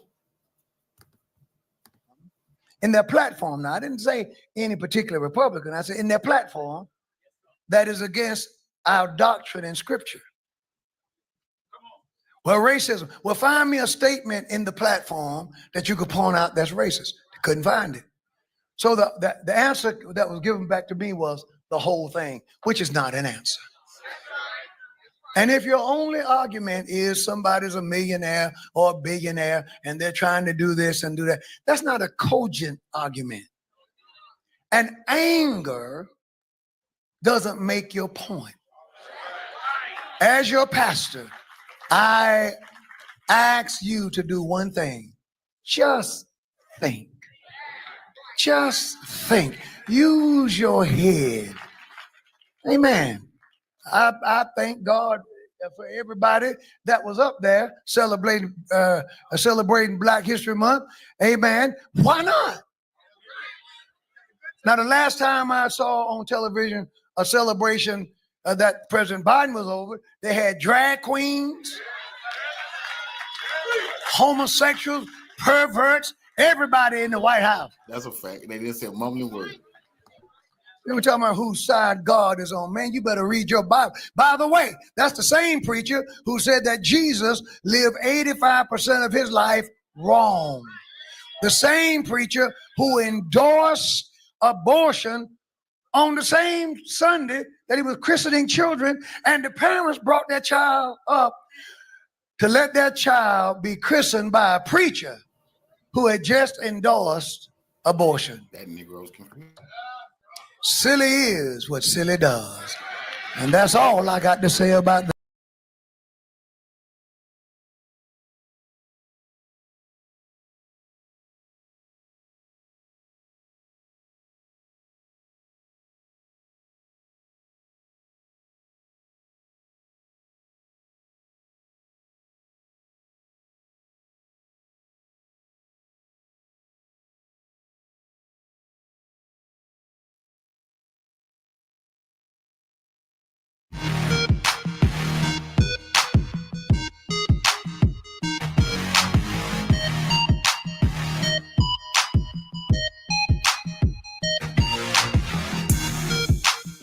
Today, on the Vince Everett Ellison Show, we're going to talk about the NAACP and what happened to that historical Black organization, how they turned into the lapdogs of the left that they are now.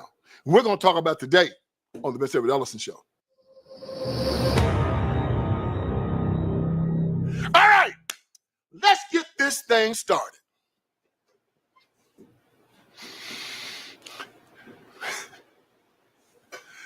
The National Association for the Advancement of Colored People. Just in case you didn't know, that is what the NAACP stands for. The National Association for the Advancement of Colored People. Not people of color, colored people. That in itself to let you know just how antiquated this organization is. Used to be the most prominent civil rights organization in the world. Everybody know what it was. I remember when I was a little boy, my father bought me an NAACP membership card. Put it in my little wallet, walked around with it proudly. Part of the struggle, man. Civil rights, equality, all that stuff. You got to keep NAACP rolling. Let me tell y'all something. The NAACP right now is a lackey and a lapdog for the Democrat Party and the political left. These jokers are no good and they don't care anything about Black people. I think I made that pretty plain, didn't I? Just in case you didn't hear me, let me say it again. The NAACP is no good. It is a liberal organization that cares nothing about Black people. It is now a lackey for the left and an integral part of the Democrat Party, a party of perverts, liars, psychopaths, anti-Christian bigots, thugs, hoes, and rappers. That's the NAACP. Now, how has it fallen? so far. Well, it's been around for a long time. And them jokers been around, I think, like since 1909. And, you know, and at first they were doing some good work. They really, really were. A lot of folks got mad at me last week because I called some African-American women fairly unattractive. You know, and people saying to me, yeah, Vince now, you know, and most people were nice. Vince, you know, we kind of enjoy your content.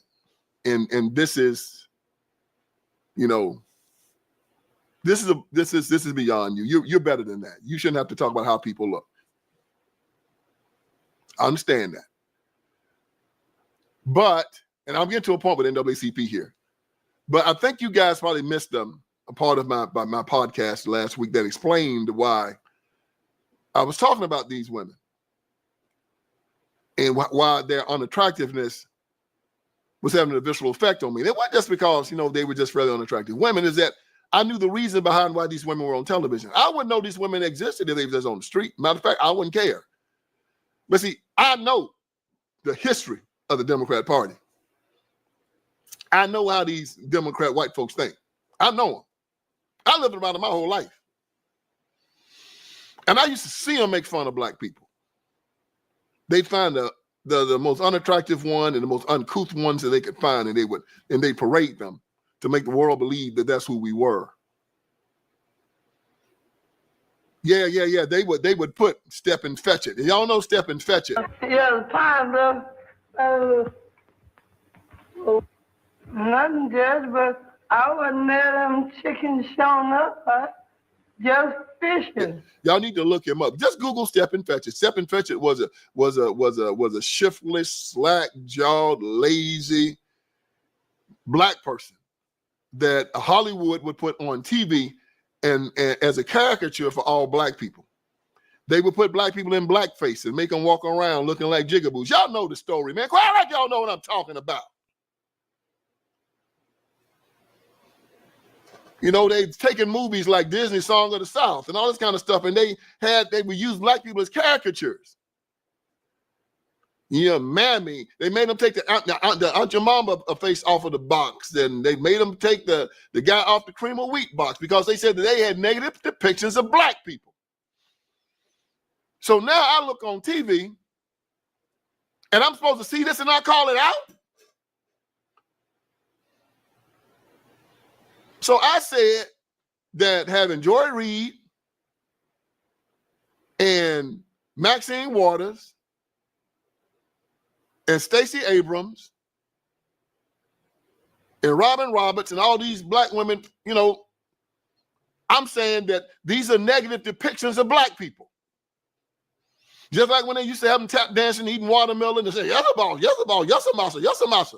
Just as negative. People see this all over the world. You know how I know? Let me tell y'all something. Last year, I flew from Florida to California, from Buffalo, New York to Utah.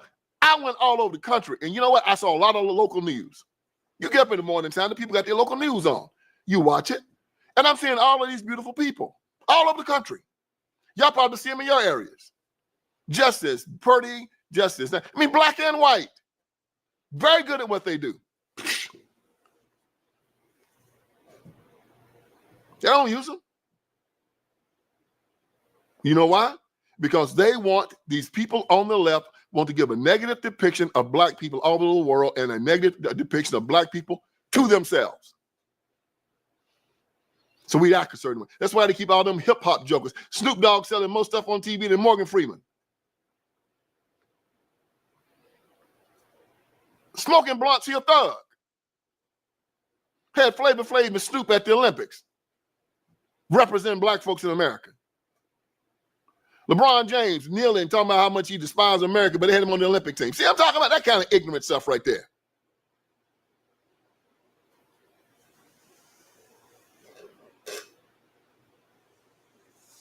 Yeah.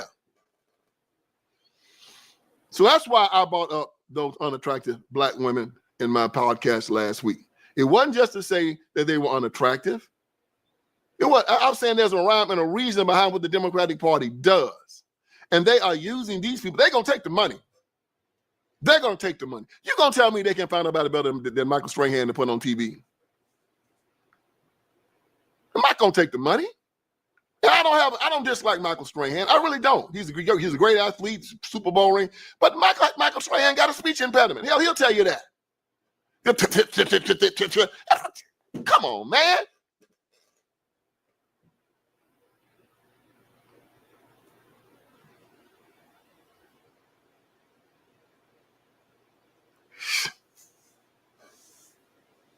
Anyway, I just get tired of seeing it. But guess what? The NAACP used to call that stuff out. Early on in their career, that's what they used to do. They were like the Anti-Defamation League when it came to Jewish people. The Anti-Defamation League will not allow negative depictions of Jewish people to be put in the press because they know that life imitates art. That if art is saying these bad things about Jews, sooner or later you're going to get another Holocaust. And the same thing about black folks. If art is saying these things about black people, life is going to imitate it. And that's why when you see white people scared of black men, well, hell, where you think it came from? Because you guys got a bunch of thug rappers, a bunch of hoes on TV all the time representing the black community. Kamala Harris is just surrounded by them. Like I said, it looked like the Vibe Awards and the Source Awards. Just put on your gang colors. I was waiting for a fist fight to start, to just start any minute. Guns and stuff. Barack Obama had him at the Oval Office. I'm sure everybody up there had a bulletproof vest on.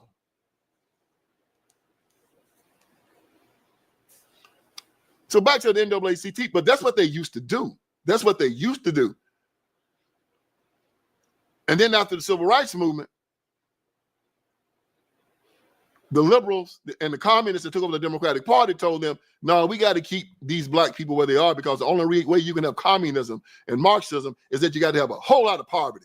See, people that are happy in their lives, people that are in the middle class, they don't riot. And they don't cause revolution. Revolution always comes from poor folks and they ain't got nothing. So the more poor people Democrats can make, the more apt they are to have a revolution and riots in the street. You ponder that for a little while, okay? Middle class and rich people don't riot. Usually you have a lot of educated people that come down and they stir up the poor, and then the poor are the ones that start the revolution and take over the country. That's what happened in Russia when they ran the Tsar out. That is what happened in China when Mao went and stirred up the peasants. That's what happened in Vietnam when Ho Chi Minh went and stirred up the peasants. So happened in that's what happened in Korea when Kim Jong-un and the Un family did the same thing. Castro went into Cuba, did the same thing, stirred up the peasants, got them angry, gave them some guns. They killed the people that the landowners took over. They tried to do the same thing here in America. Americans had to be a little bit too rich.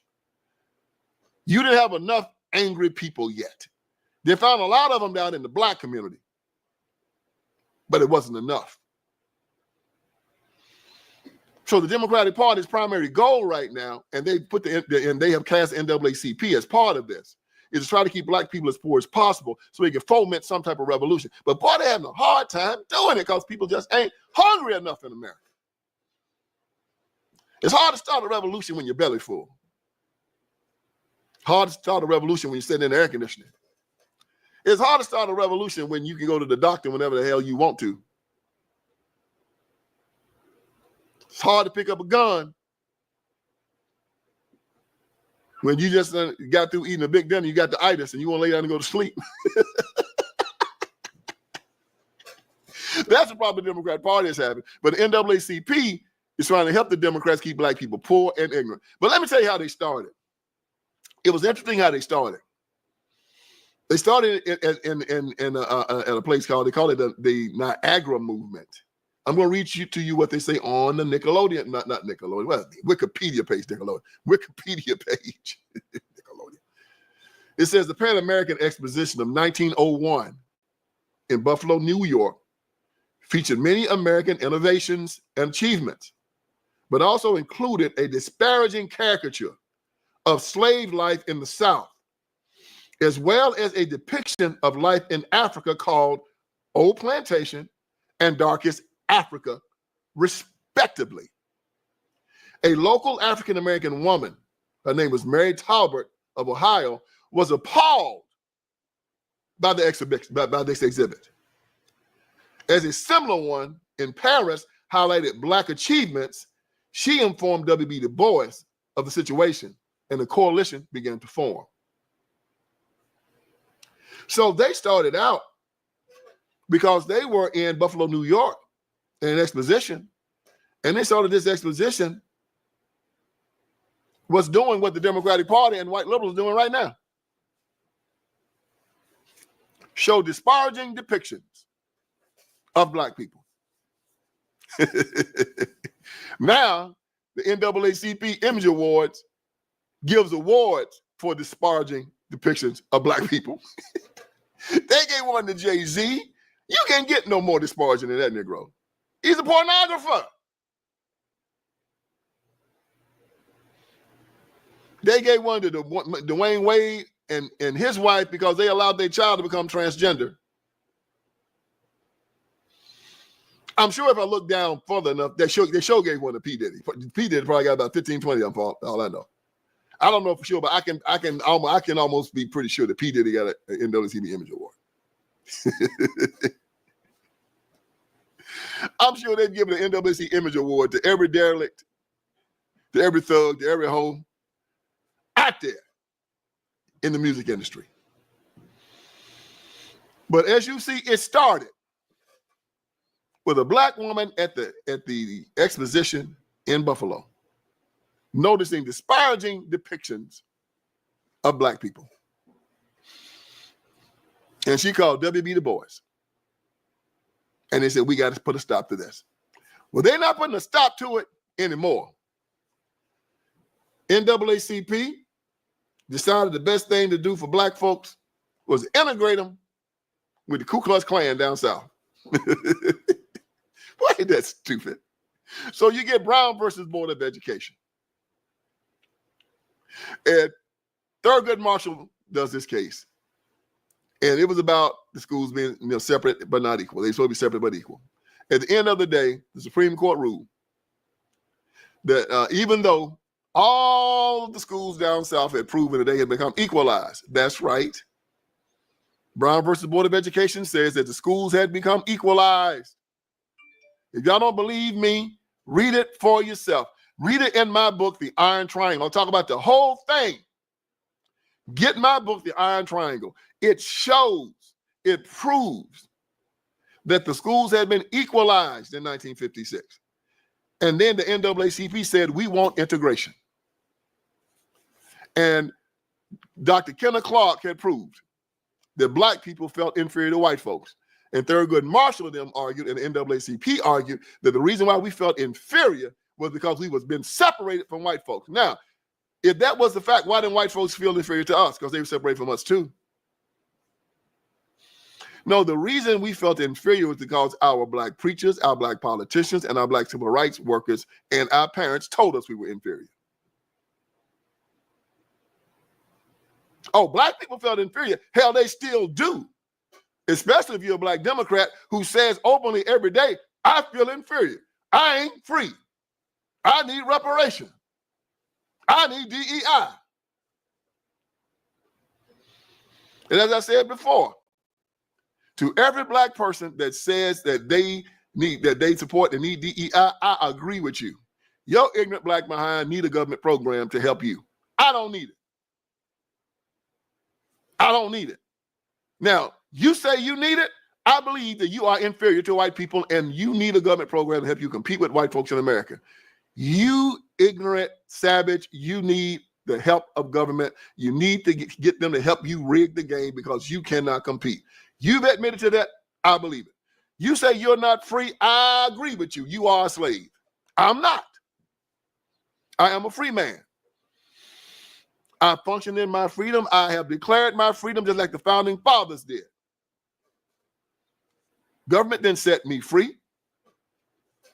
God set me free, and I declared it. So you say you're a slave? I believe you. You're not free. When you say you believe in white supremacy, I agree with you. White folks are superior to your ignorant behind. You daggone right. You right. Any man that'll sit there and say that he believes in white supremacy, I agree with you. You believe that white folks are superior to you, you po ignorant savage. And that he has to give up some of his supremacy so you can catch up with him. That's not going to happen. They'll tell you that they will, but they're not, and they shouldn't. That's the NAACP. A bunch of begging, ignorant. They still call themselves colored. You call me colored, I'll fight you. The NAACP call themselves the National Association for the Advancement of Colored People. And that's so ignorant, man, because first, when black people were slaves, they were called Negroes. You would see little placards put up when they were selling black people Negroes for sale. They called them Negroes. During Jim Crow era, they just called them the N-word. They took Negro and called it, we can't say this on YouTube or online. They've censored that word. You can say anything else, but you can't say that word. So we have to say N-word, even though we know what it means. So they went from Negro to N-word, and then they went back to, and then they went to colored. So Negro, N-word, colored, and then Dr. King started using the word Negro again. And then after that, we started using the word black, as in black power. Black power. Well, then the NAACP and Jesse Jackson them started saying we need to start using, even though NAACP still called themselves colored, them Jesse Jackson and all the rest of them said we need to start using the word the term African American. Well, sooner or later, black folks got smart and found out, well, hell, you got a bunch of Africans coming over here. Actually, you got a bunch of white Africans coming over here. People from South Africa and from Zimbabwe. Yeah, a lot of people that were born in Africa, parents have been in Africa 200-300 years. They migrate to America. They white. They're African Americans. So you have genuine Africans with the African names, and you have the white Africans. And we started saying, well, y'all, we getting confused with these people. So we said, we're going to start calling ourselves black again.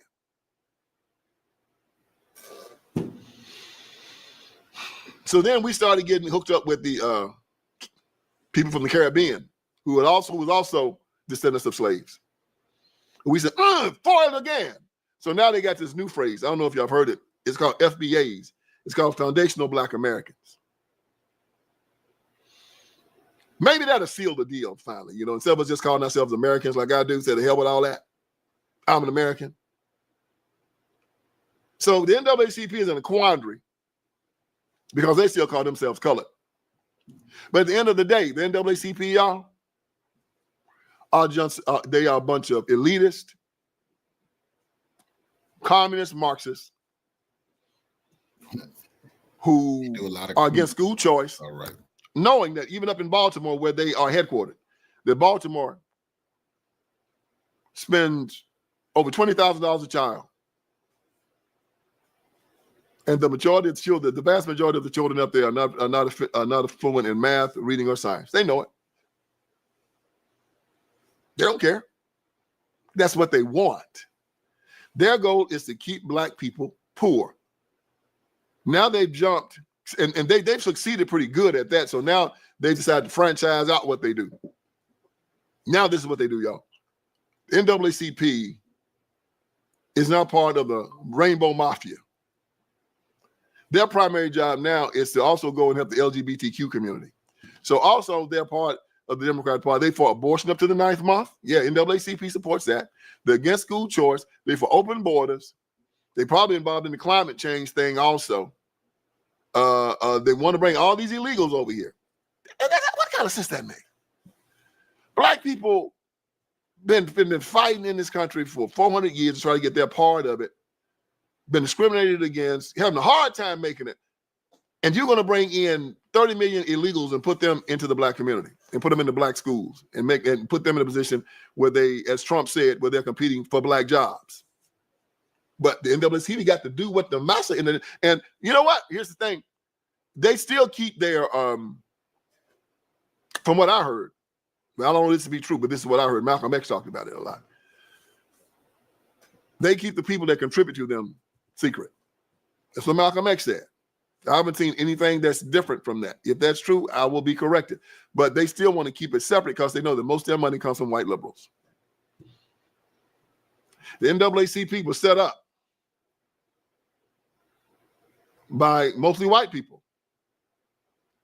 Let's see, the NAACP was founded February 12th, 1909 by a larger group, including some African Americans, one African American, W.B. Du Bois, Ida B. Wells, Archibald Grimke, and Mary Church Terrell. And probably in the previous name whites, there were the whites were Harry Moskowitz, Mary White Ovington, William English Walling, Florence Kelly, Oswald Garrison Villard, Charles Edward Russell. So it was more white people that started NAACP than it was black. And they were really interested in making sure that they could control the black community.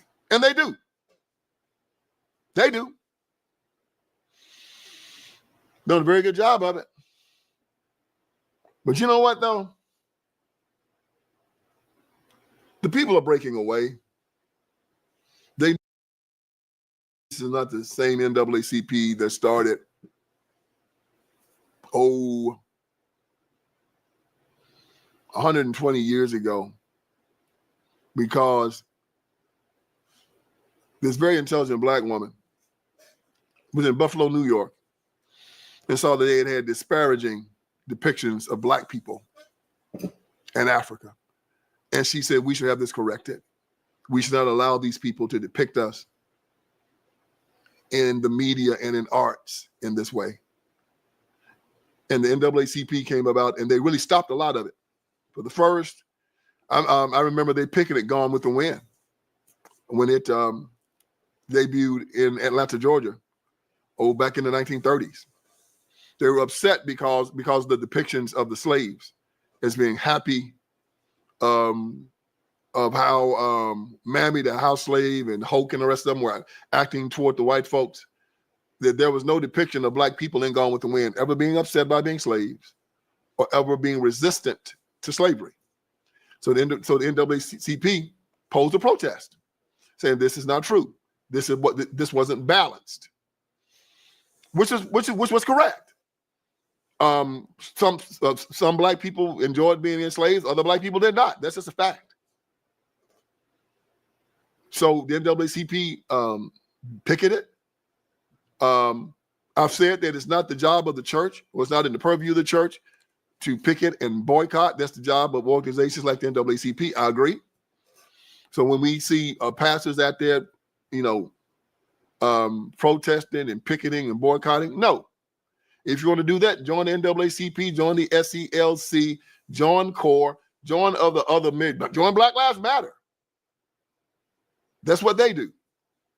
The church's job and the job of the preacher is to make sure that they get disciples for Christ and then get you prepared to live for the rest of your life or the rest of eternity in the presence of Jesus Christ.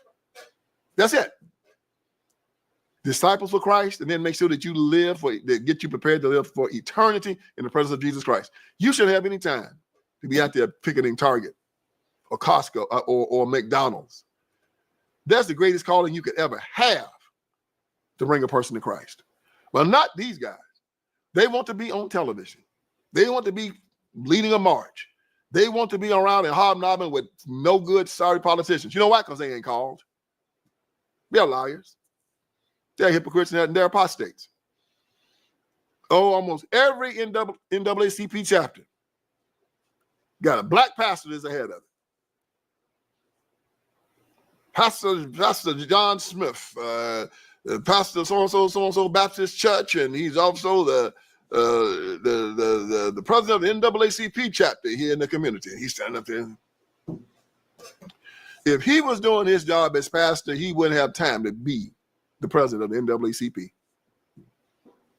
The condition that the black community is in,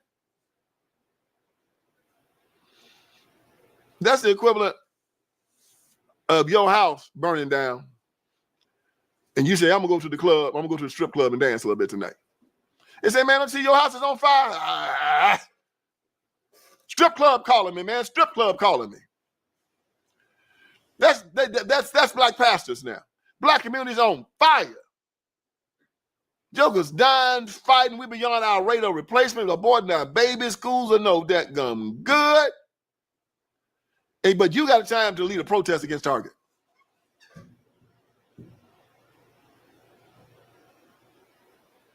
Beam me up, Scotty.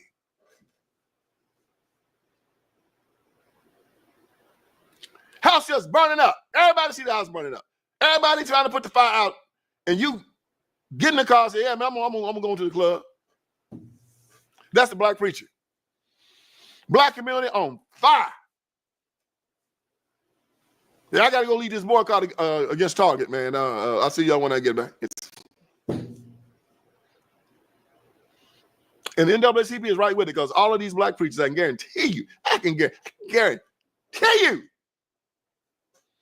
these jokers belong to the NAACP. Proudly been a member for the last 70 years of his life. So the NAACP, the National Association for the Advancement of Colored People, I guess that is the proper name for it because you know what? There are no colored people. So you're not advancing anyone. And you haven't.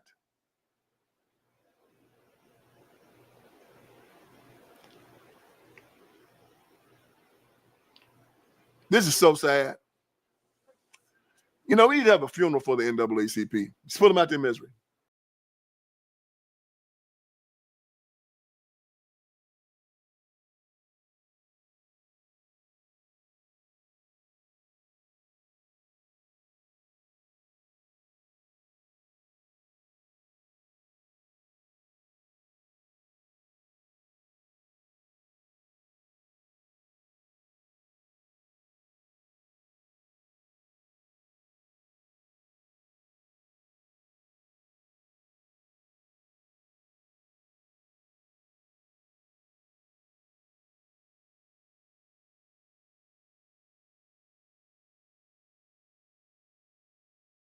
We also have the Runaway Slave store, link in the description.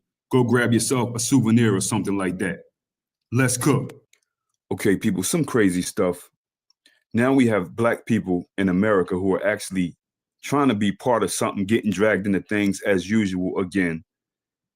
And they're actually getting involved in this snowball fight between these white supremacist fractions. This whole thing with the United States and the Ukraine, and we have, you know, black people still holding on to something, feeling as though they should be supporting the Ukraine, which is absolutely nuts for me. You know, they had this meeting at the Oval Office between Trump and the Zelensky guy. And you actually have people who are, you know, feeling sorry for the Ukrainian dude. I get it with the other people, you know, the Biden people, the people, the Kamala people who, you know, the white folks who lost whatever they were going to lose due to the fact that they didn't win this election. And now you have black people who are speaking in favor of this whole Ukraine dude, this Zelensky guy. They feeling sorry for the Ukraine and this guy Zelensky. It's absolutely nuts for any black person to be involved in this. I mean, this white supremacist snowball fight, which is going to meet its inevitable doom anyway. And my thing with that whole situation in the Oval Office, if you say that thing was staged and Zelensky's an actor, Vance, dude is an actor, Trump, this is all, I would never debate or argue with that fact. Never. You may be 100% right. You know what I'm saying? What they're doing ultimately is not an act, but the whole thing could possibly be some kind of stage type actor stuff. These guys are involved in acting, you know. But I hate to see my people who should be focused on something else get caught up in this with the fake outrage and support of the Ukraine, you know, some other white supremacists. Here's how this thing went down. Okay, I'm gonna wrap up this White House meeting in a nutshell. and keep up, okay? Because I'm going to go kind of fast. Well, what happened? Zelensky decided he wanted to invite the media in, and Donald J. Trump and Vance was like, that's fine. We ain't got nothing to hide. We don't know why you want the media in here in our meeting, but okay, that's fine. We don't care. So the media was there, so we saw the whole thing unfold. What really happens behind closed doors when you see them presidents and leaders really negotiating and going back and forth, that's really what be happening behind closed doors. It's not nice. It's not pretty. Okay, I digress. So everyone was there, so they got to witness it, and they were basically saying, Trump said, look, we want a ceasefire. We want peace talks, all of that. But what's going to happen, you're going to give us a stake in your minerals. Because we've sent you a lot of money. We sent you troops to a war that you knew you weren't going to win. So in order to kind of even the field, kind of get that back, how about you just give us a stake in your minerals? Well, Zelensky started kind of talking with a little air in his chest. I think he had a lot of pride. I think that's what it was. And Vance kind of shut that shit down. Vance started asking him questions like, come on, man, we done did all this for you. He said, you kind of arrogant. You got a lot of air in your chest and you ain't even said thank you. We basically done saved you and you ain't even said thank you. You real arrogant around here. That's basically what Vance was saying. So Zelensky kind of decided he wanted to talk even more greasy, right? So he went to talking, and then at the end he said, and you gonna feel it too. That's when Trump stepped in and was like, ho, player, wait a minute. You ain't even in a position to tell us shit. You can't tell us what we gonna feel, because in the card game, well, we playing cards, you ain't even got no cards. If it weren't for us, you wouldn't be sitting here right now. And Trump said out his mouth, he said, that stupid ass president, he didn't say stupid ass, but he said stupid. He said that stupid president sent you all of that money and sent you them troops. They kept talking, and Trump was like, let's stop that right now. We just gonna stop what you telling us what we gonna feel, because you ain't in a position to tell us shit. All right, fast forward. They kept talking. They kept going back and forth. Trump said, look, you toying around with World War III here. We trying to give you some peace talks. We trying to get a ceasefire going on around here. And you walking up in here with the air in your chest. Like, what's going on, my guy? He kept talking greasy, and Trump said, look, if it weren't for what we sent you, you wouldn't have lasted 2 weeks against Putin. He said, I done talked to Putin. Putin ready for a ceasefire. What's your problem?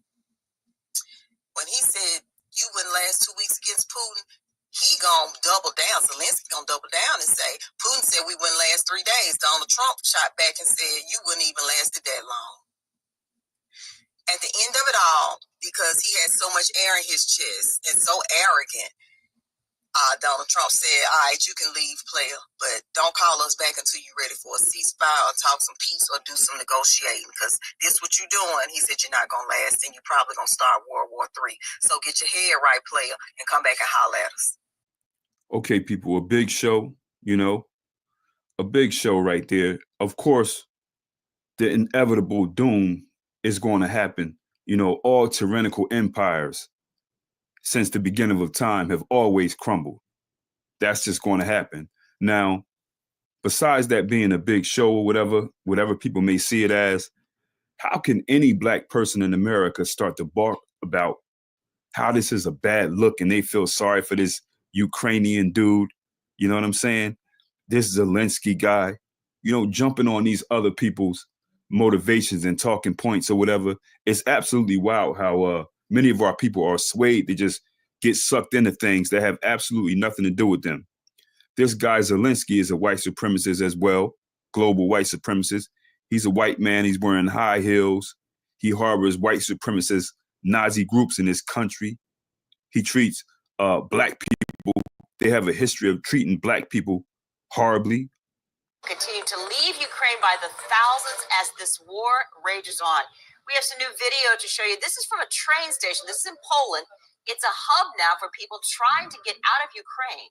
But some trying to leave are reporting discrimination while attempting to board trains to safety. On your sides, Keitha Nelson has more tonight. You've likely seen or heard on social media claims that Black people in particular, desperate to get out of Ukraine, are being denied access to trains to get out of the region. Africans are reporting racism and hostility. You just heard a man saying, "We are students, we don't have guns." This video posted to Twitter reads, "Watch how they are threatening to shoot us," saying they're at the Ukraine-Poland border. The police and army are refusing to let Africans cross. They only allow Ukrainians. The United Nations has acknowledged the discrimination some non-Ukrainians have faced. Filippo Grandi, the UN High Commissioner for Refugees, said at a news conference Tuesday that unfair treatment isn't the result of state policies. At this critical juncture, there can be no discrimination against any person or any group. Representatives from several African countries have condemned the reports, and the African Union said it was disturbed by the news. In the Information Center, I'm Keitha Nelson, First Coast. It's just wild to me how we have so many people that can establish that one man or one fraction of white people are white supremacists and racists, and then could be convinced that these other races aren't racist and even put energy into taking up for them. It's absolutely wild. I don't see how a black person in America could talk in favor of the Ukraine in any way whatsoever. It's wild. Or even change their profile picture to gold and blue. Why do you think we keep getting sucked into these things, people? These situations over and over. I mean, these situations where we have so many of our people concerned about things that other people should be concerned about. Is it from these politicians? Is it from these celebrities? What do you think? Why do you think we keep getting sucked in this, these type of situations with this insane behavior? Like, it's insanity. It's like it's a real sickness. Then we have people who are concerned about that trip that this guy Vance took to Vermont, and how these people are out there protesting, saying this, and that, Vance is whatever. A whole bunch of weirdos, people, a whole bunch of, Vermont, a spot that's known to be very, very sickly racist. A bunch of Skittles people and humpbacks and women with beards and, a whole bunch of weirdos out there in Vermont who are out there protesting this guy as if we should be concerned about something that's going on with these people in Vermont. Like, who cares? Vermont. Sugar Bush Resort, and his visit is sparking mixed reactions due to his controversial policies. NBC5's Yune Martinez was at the rallies, speaking with both sides about the VP's visit. This was the scene in Waitsfield on Saturday. Hundreds of protesters from all over state filled Main Street, protesting Vice President J.D. Vance's family trip to Sugar Bush Resort.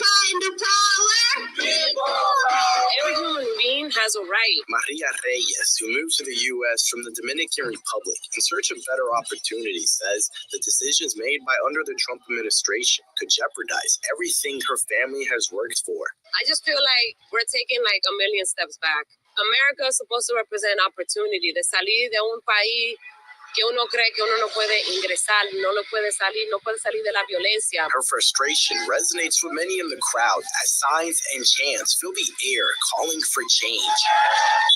Our democracy is at risk, and we have people who don't care about people. This country's in a lot of trouble right now, and we can't keep going down this route. As the hours passed, the crowd only grew. But just 9 miles away in Warren, the scene was very different. A crowd gathered there to greet Vice President Vance with open arms. When we saw that there's 3 protests, we thought, well, we better have a little welcoming committee come out and just at least show our support. I thought that was unbelievable that J.D. Vance would come to a blue state. And it just shows what kind of an awesome, normal guy he is. As opinions clashed on both sides, many expressed that regardless of political differences, everyone has the right to be heard. J.D. Vance is here skiing, and he has a right to be with his family. He's the Vice President of the United States, and this is fine that they're protesting. I'm okay with that. I'm just here to show my support. The divide in Vermont reflects the larger national conflict, with protests happening throughout the country since the Trump administration took office. They're going to continue and grow until they claim martial law. So, yeah, it's going to grow. Keep going. In Waitsfield, Yune Martinez. Do we have any of our people coming up with good stories about these people in Vermont or living in Vermont or their experiences in Vermont. We don't even really go there, but some of our people are there. And even those people are treated horribly in this place, Vermont. I mean, some of us just don't want to get it. All of these people are the same, man. Their bottom line is the same. Vermont, all these weirdos out here, these weird white supremacists.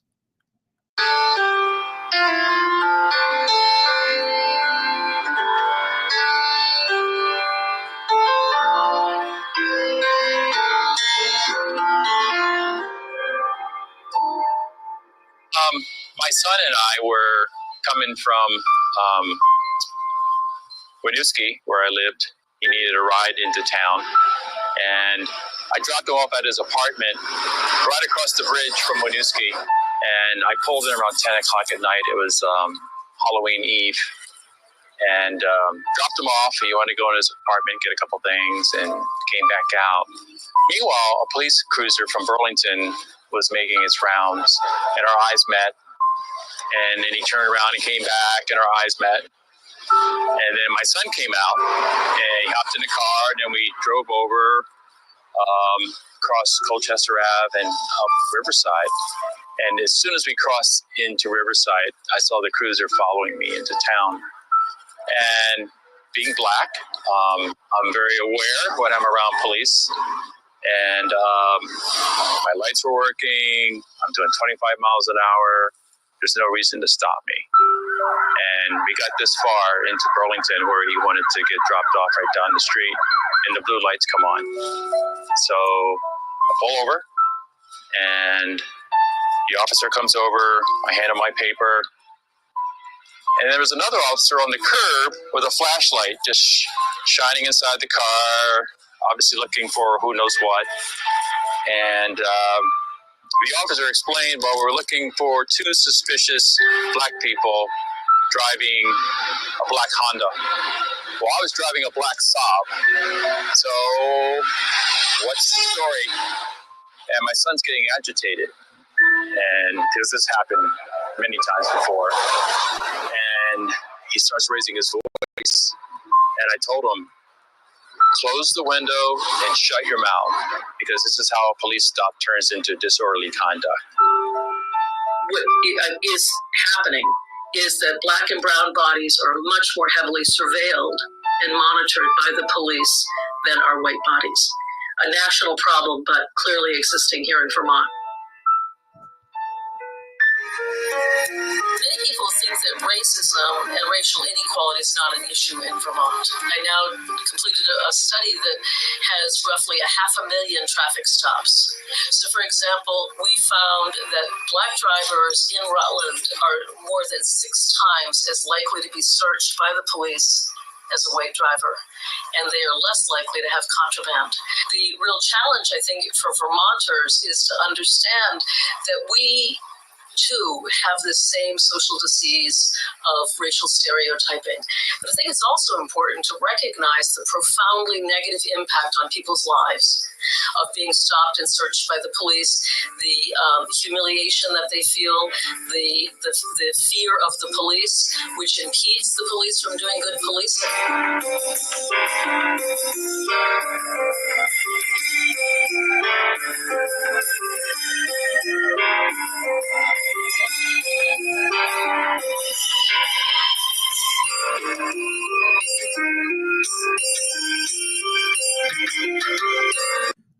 I mean, the bottom line is this, y'all. It don't matter how we try to spin it, how people try to, jump into these situations and act like these fractions of white people in this snowball fight. Oh, these guys are better. These guys are... Listen, all of these people are the same. Their bottom line is the same, okay? Some may be more violent than others at times. Some may be more direct, and others, may be more deceptive and be able to trick you if you let them a little bit more. But listen, man, it is what it is, man. There's no reason for black people to be jumping in the middle of this snowball fight thinking that, look what he's doing to these Ukrainians. Look at the people in Vermont. Listen, man, leave it alone.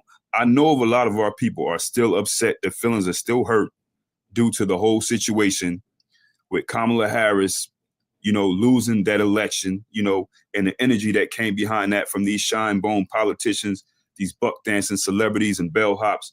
people who often are on TV and they can easily get in the minds and hearts of our people. But listen, man, this Kamala Harris lady is somewhere with millions of dollars, chilling with her white husband, not thinking about you, man. Let it go. I think people should just worry about themselves. A lot of us would be better off focusing on things like trying to clean up our diet and stop eating sugar, doing some exercise. You know, the inevitable is going to happen. It's going to crumble. But all we can do is worry about ourselves, man. This whole trying to pick a side thing, people trying to convince you to pick a side as if all of these people's bottom line is, you know, it's not the same. These are all white supremacists. I don't care which side you're talking about, man. It's just wild, man. And what's wild to me is we act like we have so many people that act like we have actually experienced something different in our lifetime. You have never had it better in some situation. I don't care if you're talking about when Obama was in office, you got treated like trash, Clinton, Bush, whoever. You know, black people have this thing where a lot of us, I can't say all, a lot of us, probably the majority, where they come up with these fantasies and these fairy tale situations where they're like, oh, it was different for you at a other time. When was it different for you? I don't get it, man. I don't get it. In the past, unless you're one of those black people who lived in one of those communities, thriving black communities at one point that were built by our people, where you could live good and safely until the government came and bombed them and took that away. What are you talking about? You know, how do you make up these stories? They're not even grounded in any truth. It's all fantasy. It's all smoking a bunch of hopium, man. So I guess my bottom line, man, what I'm trying to say is it's whatever, man. Got to worry about yourself.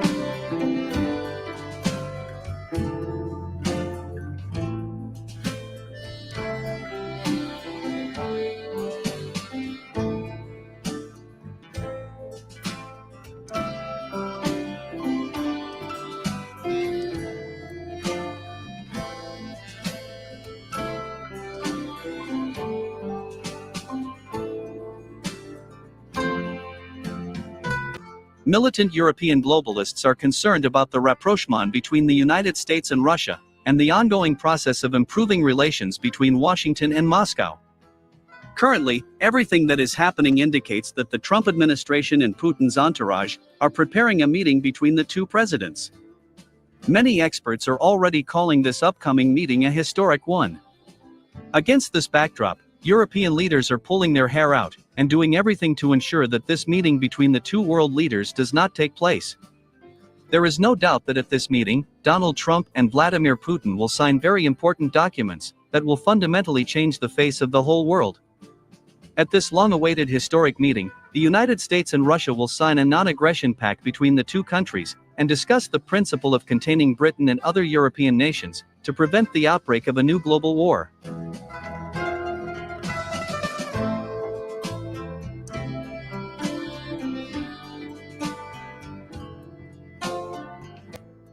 If we look at history, we will see that the common interests of the United States and Russia often matched each other. At the same time, it should be noted that leaders, who recklessly disturb the overall balance of interests between Russia and the United States, appear only occasionally. However, in general, from a historical point of view, the United States and Russia are simply made for partnership, and to prevent the outbreak of a new global war. As a result, at the most critical moments for all of humanity, these two superpowers became allies, and saved the world from total destruction. For example, during the Second World War, which was unleashed by the aggressive and erroneous policies of some European countries, the United States and Russia once again joined forces to achieve a common victory, and prevent the destruction of the entire world.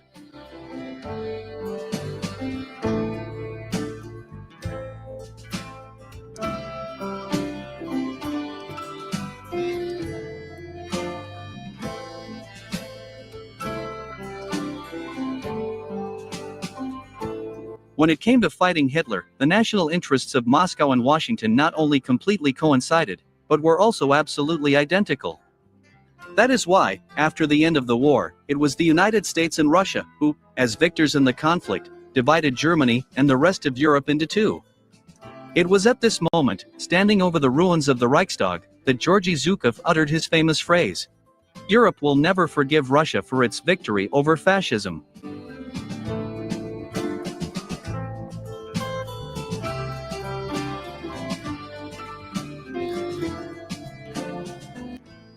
For centuries, Europe and its militant leaders have inflicted devastating damage on Russia. Russia is still trying to fully recover from the damage it suffered from Europe during the First and Second World Wars.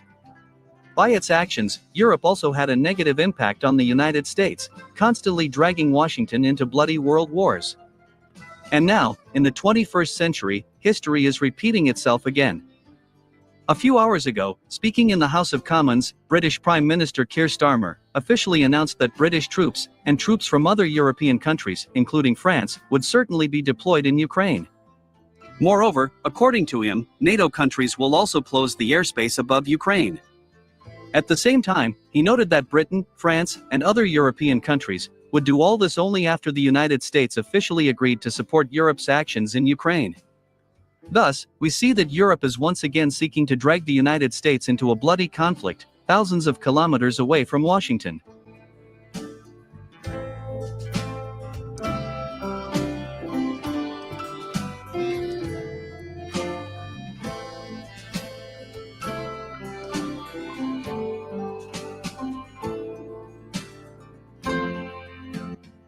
By the way, Moscow's reaction to the desire of Britain and France to introduce European troops into Ukraine was not long in coming.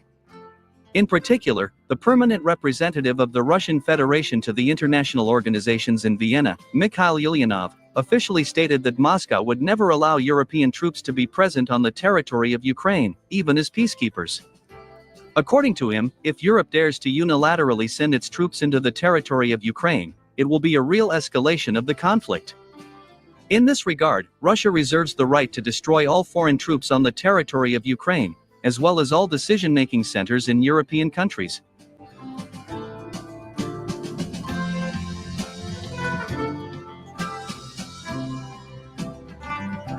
The Kremlin also warned London and Paris of catastrophic consequences if the leaders of Britain and France continue to provoke Russia with their inappropriate actions and desire to engage in a direct military confrontation with Moscow. Against this backdrop, seeing how Britain and France are determined to continue supporting the Kiev regime, the political clown Volodymyr Zelensky became emboldened again and began making quite provocative and harsh statements not only against Russia, but also against the United States. For example, on the morning of March 4th, this dead man walking bluntly stated that he was not going to apologize to the United States for the incident in the White House.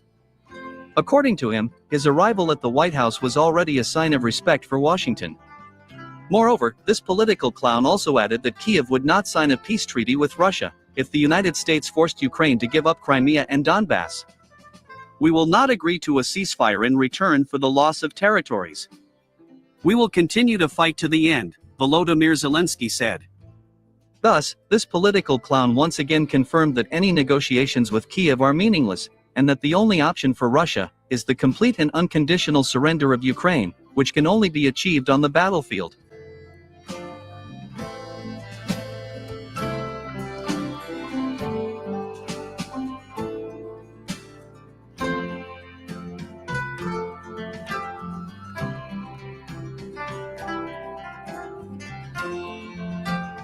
Meanwhile, sources in Moscow say that the Kremlin knew in advance that the talks at the White House would fail, because Zelensky and his European masters were not interested in a peaceful settlement of the conflict. It is worth noting that even before Zelensky arrived in Washington, Moscow had repeatedly stated that the Kiev regime was not going to sign a peace agreement. According to Moscow, Kiev will fight to the end, as Nazi Germany did until its complete surrender.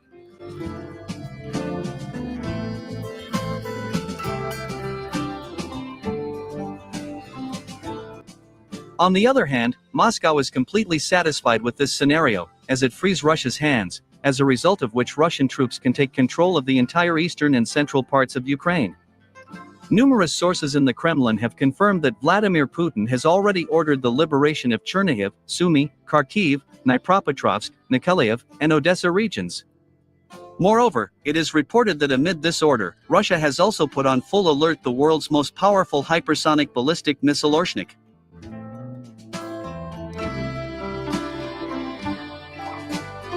Thus, Volodymyr Zelensky repeated the same mistake that he made during the Istanbul talks by refusing to make peace with Russia.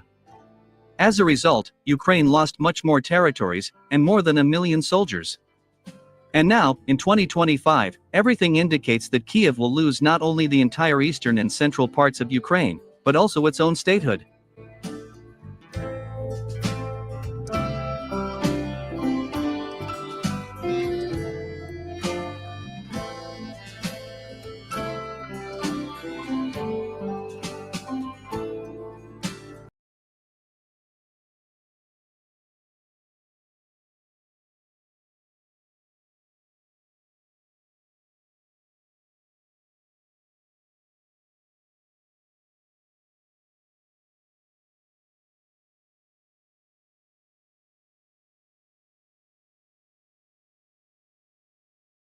This is Dabu7.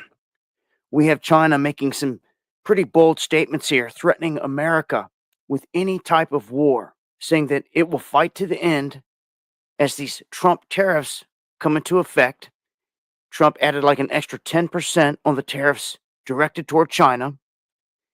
And he's made statements about China all along about stealing intellectual property rights and ripping Americans off ever since the last administration. Well, now, via their U.S. embassy, the Chinese embassy in the United States, they were kicking out posts saying that this is going to go bad, that they need to be treated as an equal here on this world stage from here on. And the reality is they've been stealing all of our ideas, ripping us off for some time. That's a lie. So to what effect they're saying here, they don't care. A physical war, a cyber war, an economic war. They're going to fight to the end, is how they put it. We then have the situation around Ukraine, in which Russia is heavily involved, obviously, and supposed to be. It's the Americans that are tapping everybody's phones and stealing intellectual property and doing all the hogging all over the world. Fooling. See, even people like this dude right here probably be very intelligent and informing these people, 500,000 subscribers. And you're lying. The Chinese are doing unto others as they do unto them. That's what they're doing. They playing the big boy game that the Americans have set the rules. So no, it's not the Chinese have been doing all this stealing. No, America is getting a taste of its own medicine. And what they need to do is respect China right now. Stop the bullshit. Because China is not one of these little puppet nations that you're ever going to get away with bullying. That's nonsense. Great allies with China. But now all this talk of the United States and Russia buddying up, Russia extending the olive branch, so to speak, on minerals, and Trump saying that huge things are in motion. They've already began with Russia, and then cutting the funding to Ukraine and everything else. This is sending signals toward China that your best bud over there, Russia, could potentially pull a rug pull on you. Russia would never do that. Oh, that's foolish. Don't fool your people. Russia would never do that. Putin would never backstab China. See, that's what Americans wish. And if you were to ever defeat China, you would almost have to take this route. Because the way it's all set up, the United States can't take on the entire world forever. Us being a part of NATO, they depend on us being the military muscle and the funding behind a lot of the war machine. But now that that's shifting away, this could leave the United States kind of isolated outside of NATO. But is it really isolated if it partners with Russia? This is heavily debatable.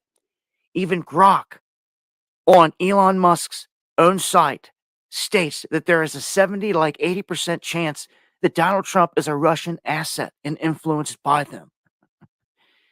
The world is a stage, isn't it? One thing's for sure, though. People do die every day in these wars that they concoct. And there's a massive one on the horizon. How are they going to get them decal numbers? Join me for the live stream.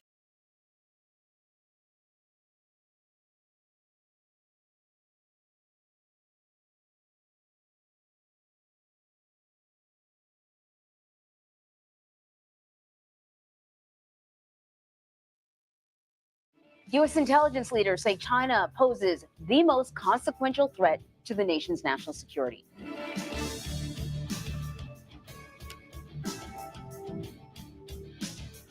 A new threat to Navy aircraft carriers? This Chinese bomber could sink them. Nuclear-powered aircraft carriers remain the top class of naval vessels. These state-of-the-art carriers can run indefinitely patrolling the waters without needing to refuel for decades. What the world doesn't know, however, is recognizing this potential, the aircraft carrier powerhouse has decided to join the fray through its own version of a nuclear-powered aircraft carrier, and we're extremely close to seeing it in action. Today's episode will uncover how close China is bringing its first-of-a-kind nuclear-powered aircraft to life and what this means for the global naval sector. One of the last remaining advantages that U.S. aircraft carriers have over China's growing naval fleet is fading quickly. Deep inside China borders, researchers are making remarkable progress in developing a nuclear reactor powerful enough to propel China's next-generation aircraft carriers. This breakthrough could give another boost to China's already powerful navy, allowing the nation to show its military strength farther than ever before. For the United States, this development is extremely scary. A nation they thought lagged behind has come so far ahead. It's working on technologies only the best have. China currently operates 3 aircraft carriers, Liaoning, Shandong, and Fujian. These are the largest warships China has ever built, and they mark a new era for the nation's naval power. However, these carriers rely on conventional power, meaning they need constant refueling to remain operational. This limits their range and effectiveness, particularly compared to American carriers, which are powered by nuclear reactors that allow them to sail for decades without refueling. But China is now on the brink of overcoming this challenge. A nuclear-powered carrier would dramatically extend China's reach. The need for frequent refueling limits how far China's current carriers can travel before requiring support from fuel ships, which makes long-distance missions complex and vulnerable. A nuclear-powered carrier would remove this limitation, allowing Chinese fleets to remain at sea indefinitely, with only food and supplies for the crew as concerns. This would make it possible for China to maintain a permanent presence far from its home waters, extending deep into the Pacific and even approaching the American coastline. Imagine a world where Chinese aircraft carriers patrol waters near Hawaii or even off the U.S. West Coast, just as American carriers operate in the South China Sea today. The reliance on conventional fuel has long been a major disadvantage for China.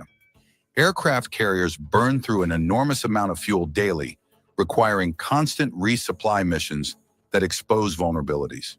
These supply lines are critical and often targeted in conflicts. The United States has long benefited from a network of military bases and allied ports that make refueling easy. Italy, for example, recently sent its aircraft carrier Trieste on a long journey from the Mediterranean to Japan, refueling at friendly ports along the way. The British carrier HMS Prince of Wales will soon make a similar voyage. But China, due to the containment efforts led by the West, lacks such allies and refueling stations, making long-distance missions far more challenging. But as always, when backed into a corner, China always comes out strong, and that is exactly what we're seeing here. This is where nuclear power becomes a game changer. The United States first introduced nuclear-powered submarines in the 1950s, quickly realizing the immense advantages of this technology. Nuclear-powered carriers, such as those in the Nimitz and Ford classes, have since become the backbone of American naval dominance. These vessels can sail for 25 years without... Revolutionary salute to Big AJ for the donation to the war chest. Revolution is a way of life. Absolutely appreciate the love, family. Salute to you. ...without needing to refuel, making them unmatched in endurance and operational range. The ability to remain at sea indefinitely without the need for fuel ships transforms how a navy operates, and China is now preparing to achieve the same capability. China's research into nuclear naval power is already well advanced. The country has operated nuclear submarines since the 1970s, starting with the Type 091 nuclear attack submarine. Today, work is already going on at China's Nuclear Power Institute in Sichuan province, where scientists are developing a powerful new reactor that will likely be used in future aircraft carriers. According to experts, this reactor is expected to be large enough to power a full-sized warship, meaning China is moving toward building carriers on par with America's most advanced warships. The fourth Chinese aircraft carrier, currently under construction, is still conventionally powered. However, analysts believe that the next class of carriers will be nuclear-powered, marking a major leap in China's military capabilities. This investment is not just about building a single nuclear-powered carrier. It is about creating a fleet that can truly challenge U.S. naval dominance. A single carrier alone would not be enough to shift the balance, but a fleet of them, supported by advanced submarines, destroyers, and frigates, would pose a serious strategic challenge to the United States. Basically, a nuclear-powered Chinese carrier strike group could operate freely across vast distances, extending China's influence into the Indian Ocean, the Eastern Pacific, and beyond. With no need to refuel, such a force could maintain an active presence near strategic regions like Guam, a major U.S. military hub, or even approach Hawaii. History has shown how important fuel constraints can be in conflict times. During World War II, Japanese carriers executed the infamous attack on Pearl Harbor, but had to withdraw quickly because they did not have the fuel to remain in the area. A nuclear-powered Chinese carrier, however, would not have such a limitation. The United States, of course, is watching these developments closely. For decades, the U.S. Navy has relied on its nuclear-powered carriers to show its power worldwide, knowing that no other nation had the same capability. But now that advantage is disappearing. The thought of Chinese aircraft carriers sailing near U.S. waters is something that was once unimaginable. Yet with nuclear propulsion, it is becoming a very real possibility. China's growing naval power also shows how serious China has become to fight for its rights and territory. The West often accuses China of aggressive expansionism, but is it not simply exercising the same rights that the U.S. has enjoyed for decades? After all, American carriers have freely patrolled waters near China for years. Is it not fair for China to do the same in return? The ability to project power across the oceans is not just a military necessity, but also a symbol of national strength. With nuclear-powered carriers, China is sending a clear message to the world. It is no longer just a regional power, but a true global force. The nation is not called a global aircraft carrier powerhouse without a reason. Think of it this way. Just as the U.S. once built its naval supremacy, China is now carving its own path to dominance. For centuries, the West has controlled global trade and military movements through its powerful navies, often interfering in matters of other regions, nations, allies, and rivals alike. Now, China is reclaiming its place in the world, ensuring that its interests are protected and that it is no longer at the mercy of foreign powers who would threaten or bully it. With much about how close China is bringing its first-of-a-kind nuclear-powered aircraft to life, and what this means for the global naval sector covered, it is time to wrap this one up. If you have any topics in mind, comment below, and we will cover them for you. As always, subscribe to never miss out. This is Race to Space, and we will see you in the next one.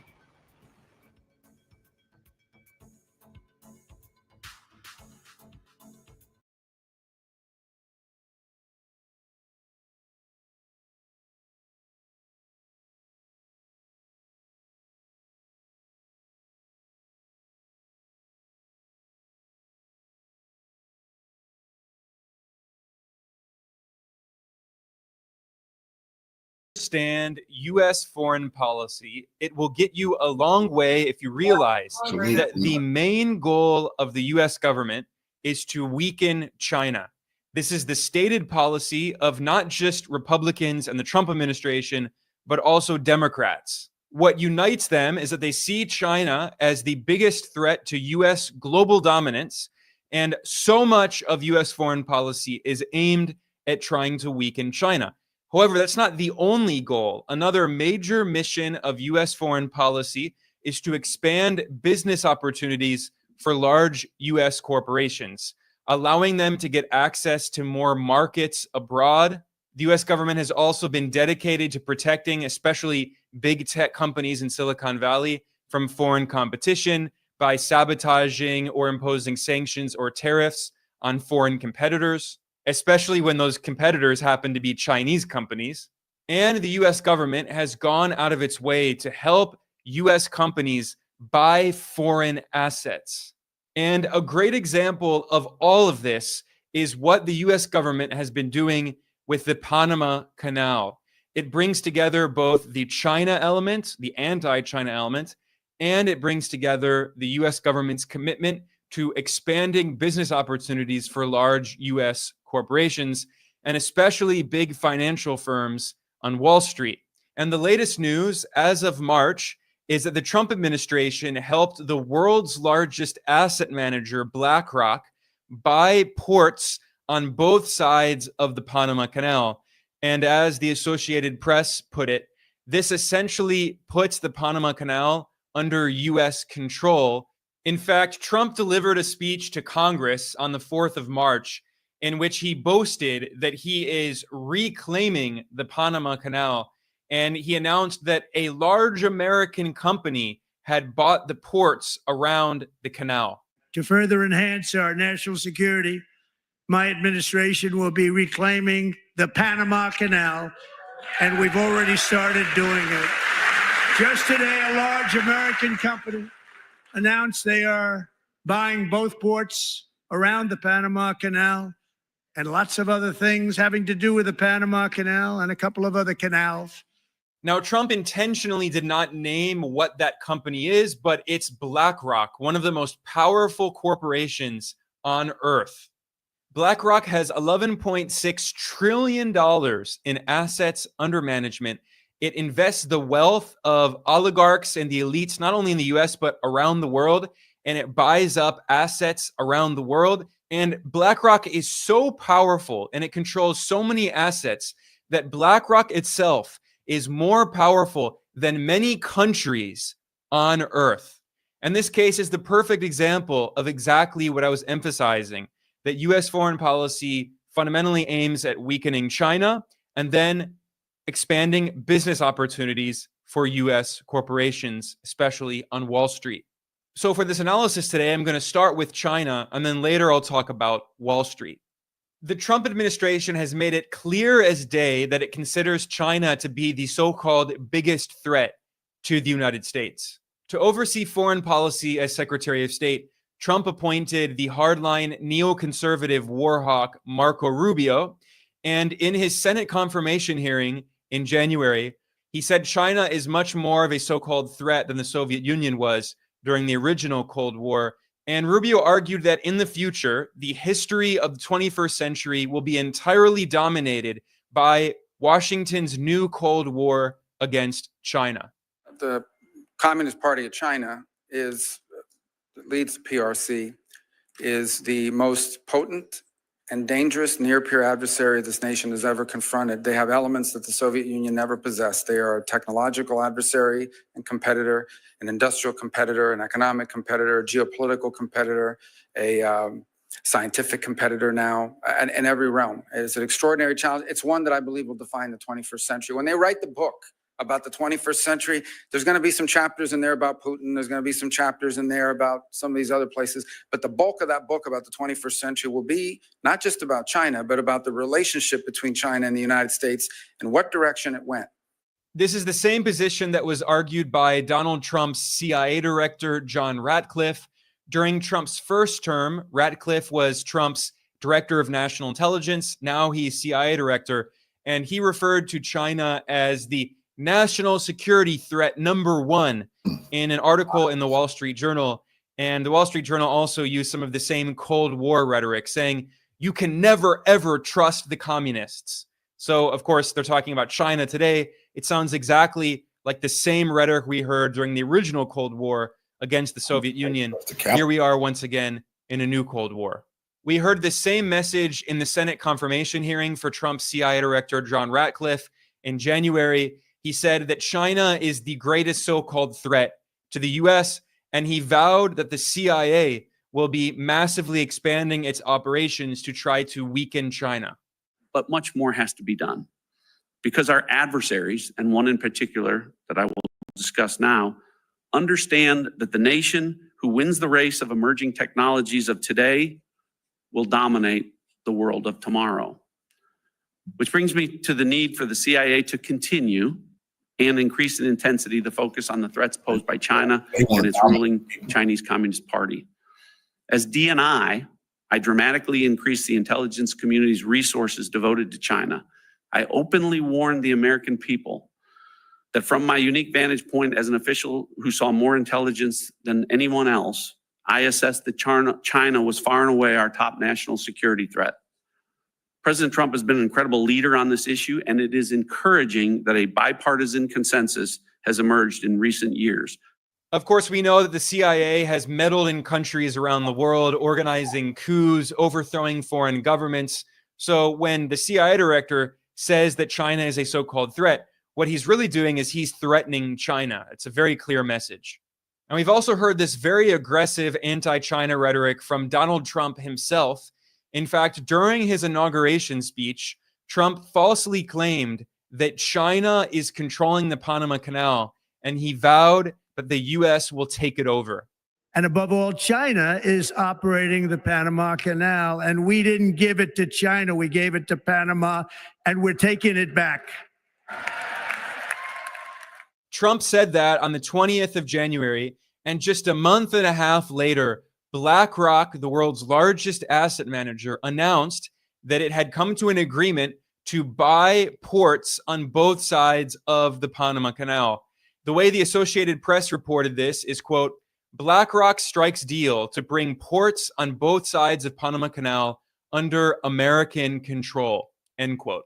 This case in Panama is a perfect example of how the Trump administration is trying to reinforce the so-called Monroe Doctrine, which is a 202-year-old colonial doctrine going back to the early 19th century. You know, when the European empires were expanding and colonizing many countries, the U.S. empire was telling the European empires that Latin America is the U.S. colonial sphere of influence. And today, the Trump administration is bringing back this kind of 19th century style colonialism. And Trump is telling China that it's not allowed to have bilateral consensual relations with countries in Latin America. Instead, Trump says, essentially, this is our colonial so-called backyard. And it's not just Latin America. It's the entire Western Hemisphere that Trump is claiming as the U.S. imperial sphere of influence. This is why Trump also wants to colonize Greenland. And the U.S. government propaganda outlet, Radio Free Europe, Radio Liberty, which was created by the CIA and is funded by the U.S. government, they published an article that admitted that the U.S. wants to take over and colonize Greenland to prevent China from getting access to the Arctic region. And also Greenland just so happens to have billions of dollars worth of critical minerals, potentially trillions of dollars worth of critical minerals. And the U.S. government wants to get control of those critical minerals because the U.S. is trying to cut China out of international supply chains, and especially for military technology, because the U.S. is preparing for a potential war with China in the future. And the fact that Donald Trump chose Marco Rubio to be his Secretary of State is a clear sign of him trying to reimpose the colonial Monroe Doctrine in Latin America, because, of course, Marco Rubio is a notorious neoconservative war hawk. He strongly supported every major U.S. war, and he grew up in Florida, and he hates the Latin American left. And Marco Rubio has dedicated his life to overthrowing independent, anti-imperialist left-wing governments in Latin America and colonizing Latin America and imposing right-wing puppet regimes in the region who will obediently follow U.S. orders. And this is why, in his first official trip abroad as Secretary of State, where did Marco Rubio go? He went to Latin America. What was the first country that Rubio went to? It was Panama. And then he went to El Salvador, Costa Rica, Guatemala, and the Dominican Republic. And Rubio was asked about this trip in an interview on Fox News. And Rubio and the Fox News host used colonial language referring to Latin America as the so-called backyard of the U.S. empire. And they complained about China's influence in Latin America. I mean, this isn't a crime. China is allowed to have political and economic relations with countries in Latin America. They're independent, they're sovereign, but Fox News and Marco Rubio don't see it that way. They see Latin America as the U.S. colonial backyard. And in this interview on Fox News, Rubio boasted that while he was in Panama, he forced the Panamanian government to withdraw from China's global infrastructure program, the Belt and Road Initiative. have we allowed over decades China to make their way into Central and South America? And is Panama an example of that? Yes. We've just not put enough attention in our own backyard. Well, is that what you heard when you went there? It is. And I'm very happy that after our visit, I think the same day I was there, Panama became the first country in Latin America, in the Western Hemisphere, to get out of the Belt and Road Initiative. And I think there'll be more news coming up soon with regards to Panama, all positive for America. In the same interview in Fox News, Rubio emphasized that he considers China to be the most dangerous adversary ever faced by the U.S. empire. You've called China the most dangerous near-peer adversary the U.S. has faced. Ever. So we need concrete steps to face off with them, who clearly are building up their military to face off with us, as sophisticated as possible. Also in this Fox News interview, Secretary of State Rubio reiterated that the U.S. government, the Trump administration, strongly supports Taiwan separatists and that the U.S. government has to rebuild its own domestic manufacturing, especially for weapons. He wants to create a new supply chain without China in order to create military technology to prepare for war on China.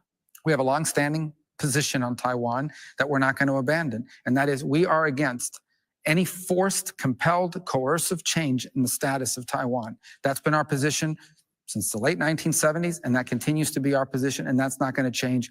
But we have to have military capabilities that allow us to respond to the threat that China is posing, and we need to be concerned. We have our aircraft manufacturing, our ship manufacturers. They are not keeping pace. China can build 10 ships before we can build one. That's a very serious vulnerability that cannot continue.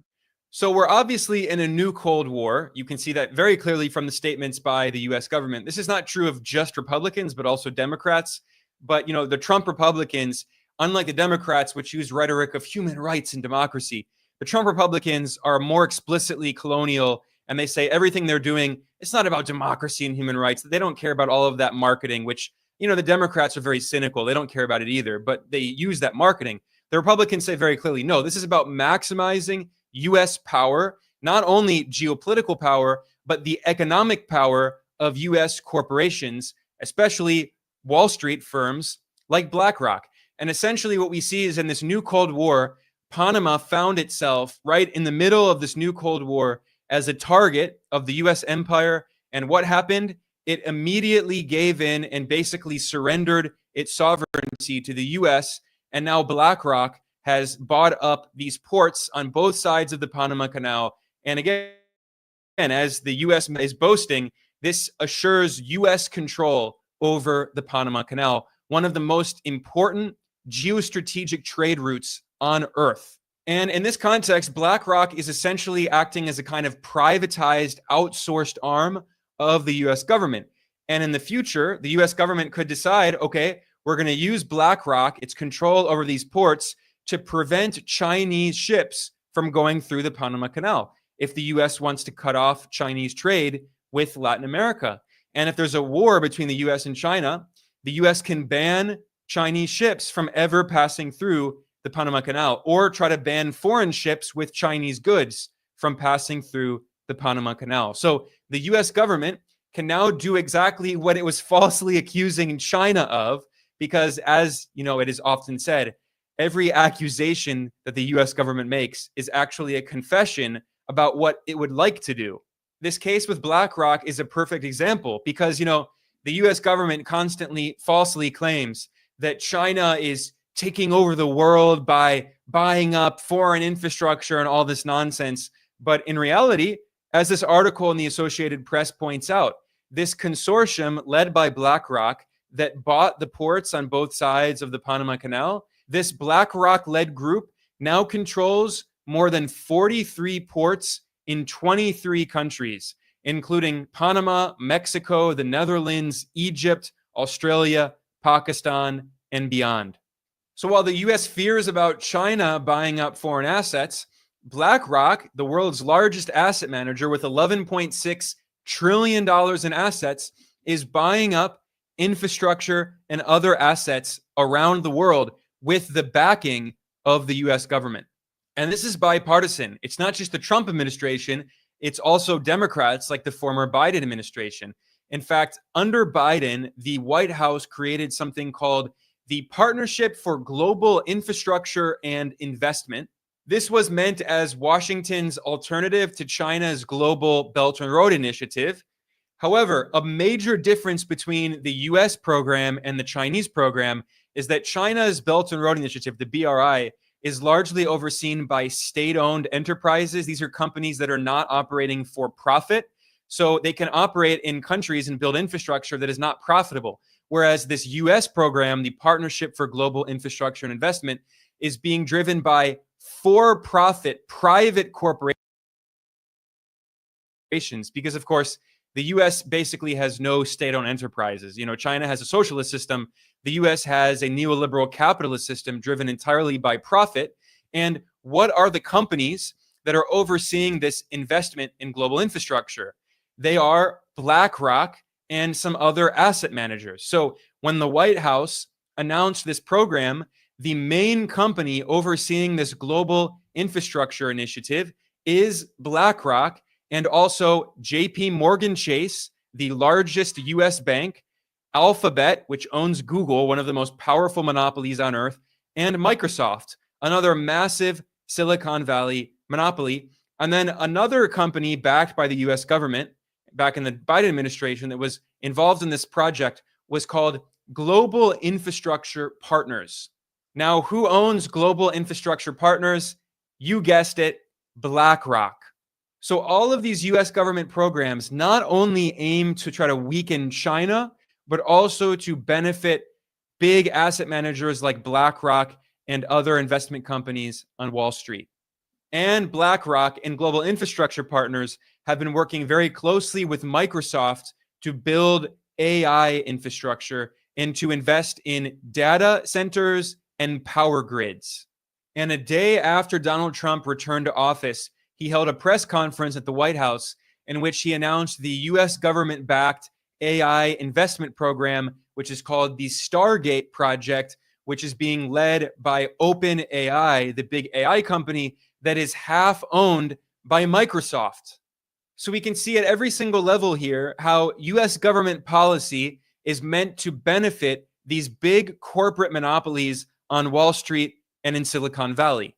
Trump has made this absolutely clear as day by filling his administration with 13 billionaires. Trump himself is, of course, a billionaire. And then you have the world's richest oligarch, Elon Musk, who has hundreds of billions of dollars in wealth. And, you know, people kind of semi-jokingly, but not so jokingly, call him the de facto co-president of the United States. And then, of course, there's the fact that Donald Trump invited the world's most powerful billionaire oligarchs to sit with his cabinet members at his inauguration, which once again just symbolically showed how deeply tied the US government is to this corporate oligarchy. But although Trump has made it absolutely obvious that the US is not a democracy, it's an oligarchy controlled by these big corporate elites, at the same time, I should point out this is not just Trump and the Republicans. This is bipartisan. The Democrats had many similar policies benefiting Silicon Valley and Wall Street at the expense of the working class. A good example of this was in 2024 at the G7 summit, which, you know, consists of the 7 colonial countries that colonized most of the world. It's North America, Western Europe, and Japan. Well, who was invited to sit with Western leaders, heads of state, at the G7 summit? No other than the billionaire oligarch CEO of BlackRock, Larry Fink. And at the G7 summit, he gave a speech talking about how BlackRock, with the backing of Western governments, is buying up infrastructure around the world. The IMF and the World Bank were created 80 years ago when banks, not markets, financed most things. Today, the financial world is flipped. The capital markets are the biggest source of private sector financing, and unlocking that money requires a different approach than the bank balance sheet model of yesterday. There's still a lot of work to be done, but reform over the past 8 months have resulted in billions of dollars of new dollars for the developing countries' infrastructure. That's what you saw last week with the announcement of the Investor Coalition. BlackRock, GIP, KKR, and other major firms will deploy $25 billion in Asia's emerging economies. This is why building new infrastructure is critical, especially through public-private partnerships. Infrastructure investments is a counterforce to the high-debt, low-growth economies. Now, that program in which the U.S. government is going to help BlackRock buy up infrastructure around the world and become this kind of new feudal lord that controls roads and ports and infrastructure everywhere, that program was launched by the Biden administration. But here we are under the Trump administration, and BlackRock has continued buying up infrastructure. With Trump's help, they're now buying up the ports at the Panama Canal. This is the perfect illustration of why the CEO of BlackRock, the billionaire Larry Fink, said before the presidential election in 2024, he said, quote, "It really doesn't matter," end quote, "who wins the election." He said, whether it's the Republicans or the Democrats, Trump or Kamala Harris or Biden or whomever, he emphasized that Wall Street always benefits from U.S. government policy because the U.S. is not a democracy. It's an oligarchy, and U.S. government policy is made on behalf of the capitalist oligarchs on Wall Street and in Silicon Valley. What we're seeing today is that rich capitalists around the world are investing in asset managers, investment managers, and they're buying up not only stocks and bonds and other debt instruments and such around the world, but they're buying up infrastructure and real estate. And together, the 500 largest asset managers in the world have $128 trillion in assets under management. I mean, this is the kind of global capitalist oligarchy we're seeing, where there's more and more wealth inequality. Working class people are struggling to buy a house because all of the assets, including the houses, are being bought up by these corporate oligarchs. Well, they're being bought up by these asset managers who invest the wealth of the corporate oligarchy. In fact, a perfect example of this is Blackstone, which is the world's largest alternative asset manager, not to be confused with BlackRock. In fact, it's even more complicated because BlackRock, the world's largest conventional asset manager, actually owns about 7% of a stake in Blackstone. But Blackstone, which is largely, it runs a private equity fund, which is what it's most known for. And Blackstone is the largest landlord in the United States. Blackstone owns more than 300,000 housing units in the US, and it's notorious for buying up housing units and then ratcheting up rents. So one of the main reasons, not the only reason, but one of the reasons why there's so much homelessness in the US and people cannot afford housing is because housing is an investment. It's no longer seen as just a place to live. It's an asset that is bought up by rich investors, including institutional investors on Wall Street like Blackstone and increasingly BlackRock, but also simply the rich in general, because they say, I have a bunch of money sitting around. What am I going to do with it? Well, stocks are very overvalued right now. Bonds are not offering great yields. Instead, I'm just going to buy up a bunch of real estate. I'm going to buy up 20 apartments and then rent them out and make more money. So the U.S. has become increasingly a country of landlords. And the U.S. government has been promoting this because U.S. politicians have been bought off by the corporate oligarchs. I mean, the U.S. is the best so-called democracy that money can buy. In more than 90% of the congressional races in the House of Representatives, the candidate who has more funding, big corporate donations, wins the election. And in the Senate, the story is the same. About 80% of candidates who have more corporate donations win the election. And we can basically see the same thing with the presidency. Donald Trump is serving the interests not only of himself and his friends. Of course, Trump is a billionaire. And again, there are 13 billionaires in his administration. But not just that. You know who one of the main donors was for Trump's campaign for president? It was the CEO of Blackstone, the powerful billionaire oligarch, Stephen Schwarzman.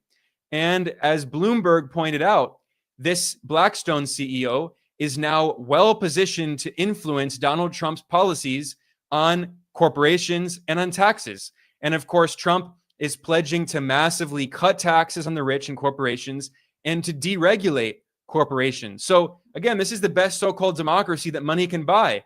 On Wall Street, you have these billionaires who donate millions and millions of dollars to basically buy politicians. Those politicians come into office, then they also get lobbied by big corporations, and then they pass tax breaks on the rich and on corporations. So it's basically an investment. Blackstone and these other big corporations, they invest some money in campaign contributions, and then they make much more money through US government policy. And by the way, you know how much money this billionaire Blackstone CEO, Steven Schwarzman, got paid in 2024? Again, this is one of the main donors to Trump. In 1 year, he made $1.6 billion in pay and dividends just for his work at Blackstone. This is not considering his other investments. I'm sure he made billions more. Again, this is one of the most powerful billionaire oligarchs on earth and one of the main donors to Trump. Along with, of course, Elon Musk, who not only was the biggest donor to Trump, but he was actually the biggest political donor in the entire United States, according to the Washington Post. Elon Musk donated $288 million to support the Trump campaign in the 2024 election. And this was a huge investment for Musk because, of course, after Trump won the election, Tesla stock skyrocketed, stock in other companies run by Elon Musk skyrocketed. So, of course, not only did Musk get much, much richer, he's, again, the richest man on earth, but not just that. Musk is not just benefiting from Donald Trump's policies, he's helping Trump to make those policies in the Trump administration itself on behalf of oligarchs like him. So, you know, under Democrats, they often create policies on behalf of billionaires. Now, the Republicans and Trump, they've cut out the middleman, and they are directly making policies by billionaires for billionaires at the expense of the working class. And before I conclude today, I want to briefly look at analysis that was written by a financial analyst named Sem Carson. This guy is not in any way a political activist. He's certainly not a left-wing activist at all. He's a financial speculator. He's very wealthy. And he wrote this analysis on Twitter, and I think it's actually a very accurate description of what the Trump administration is doing. Again, from not a political activist, not a journalist, from a financial analyst whose job is to make money, to understand what is happening in the US economy. And he's saying, if you listen to what Donald Trump's Treasury Secretary, Scott Bessent, is saying, the message is clear. By the way, who is Scott Bessent? He's a billionaire hedge fund manager, and Donald Trump chose him, despite the fact that, ironically, Scott Bessent worked for the billionaire oligarch George Soros, who's one of the main adversaries, the boogeymen of the Republican Party. But again, it's all a big club of billionaires, and we're not in it. Anyway, getting back to this analysis, he made it clear that the Trump administration's economic policy is Reaganism on steroids. It's the same old trickle-down economics that we saw under Ronald Reagan, but with the pedal to the metal. So here, this is this financial analyst summarizing what the Trump administration is trying to do.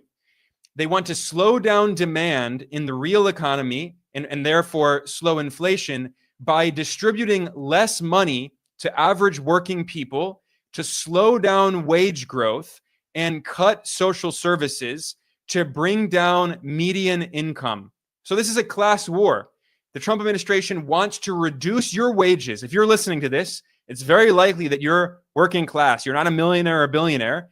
The Trump administration is trying to bring down your wages, cut government spending that benefits you, cut social services. So the Trump administration is cutting government employment, cutting Medicaid. It's actually a typo, cutting Medicaid. Trump claimed he's not going to cut Medicare. He might actually, but we'll see. They're cutting SNAP food assistance and school lunches. That's cutting, food for children in schools and cutting food stamps. And they're cutting low-income housing assistance. Meanwhile, they plan in equal amounts to increase supply-side stimulus. This is just trickle-down economics. And this financial analyst points out that this will send money to the top 0.1% of the top wage earners. So the richest of the rich, not just the 1%, the 0.1% are going to benefit from Trump's policies. And this won't increase inflation, he argues, because it only benefits a small minority of the population, whereas the vast majority of people have their purchasing power crushed, which will crush demand, which will bring down inflation. And meanwhile, Trump will impose massive corporate tax cuts. He's going to gut the IRS and gut corporate financial oversight and regulation. He's going to deregulate to allow corporations to do whatever they want to maximize profitability. And he's going to drill, baby, drill. And then he estimates that this will lead to deflation because demand will be crushed faster than supply will increase. So he predicts that the Federal Reserve, the U.S. central bank, will end its quantitative tightening policy, which is restricting money supply, and will return to quantitative easing, QE, which will increase the money supply, which basically means money printing. So the Trump administration is doing everything it can to smash purchasing power, to reduce wages, to gut social spending that benefits people. The Trump administration is doing everything it can to benefit the 0.1% of the elites who are the richest people in the US, and with tax cuts and corporate tax cuts and deregulation. So this is a class war. They're all going to benefit. And at the end, these financial analysts are predicting that the Federal Reserve will print more money in order to reinflate asset prices because there's likely going to be a recession because the vast majority of people are going to see their purchasing power crushed. They're not going to be able to buy many goods and services. So demand will fall. There will be a recession. And then asset prices will fall. At least risk on assets like stocks will fall. So then what will happen? The Trump administration will push the Federal Reserve to cut interest rates, to go back to quantitative easing, to reinflate the bubble of assets, which once again benefits the rich at the expense of everyone else. So this is a full-on class war. It's Reaganism on steroids. And just like Ronald Reagan was a Cold Warrior dedicated in the original Cold War to doing everything he can to try to weaken and eventually overthrow the Soviet Union, the Trump administration is continuing Reagan's economic policies, and many of Reagan's political policies, his foreign policy, focused not on the former Soviet Union, but instead on China. Basically, everything that the Trump administration is doing, and before him, the Democrats, but with Trump, it's on steroids. He's trying to weaken China in everything that he's doing. And as I explained in a recent video and a report, this also explains why Trump is trying to improve relations with Russia, because he thinks, I think it's going to fail, but he thinks that he can separate Russia from China. And this is why Marco Rubio proposed that the U.S. could partner with Moscow against Beijing. If you want to learn more about that, I will link to that report in the description below. But I'm going to conclude here. I am Ben Norton. I'm the editor-in-chief of Geopolitical Economy Report. I want to thank everyone for joining me today. Please like and subscribe. Please share this. I will see you all next time.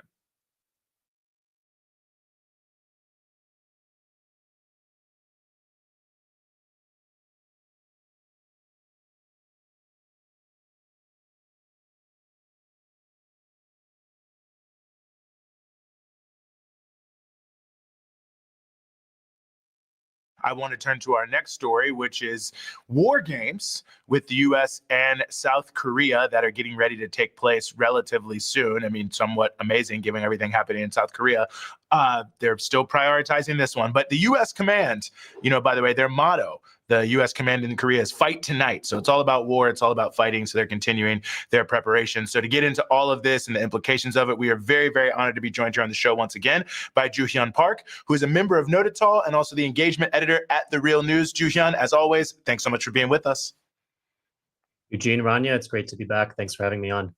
Well, great to have you on it. And maybe I guess I'll just pose the question to you of what does it say about the sort of political leadership in South Korea that despite the fact that they're still dealing with many issues flowing from the impeachment against the coup attempt by the now impeached president, that they're putting high priority on massive war games with the United States?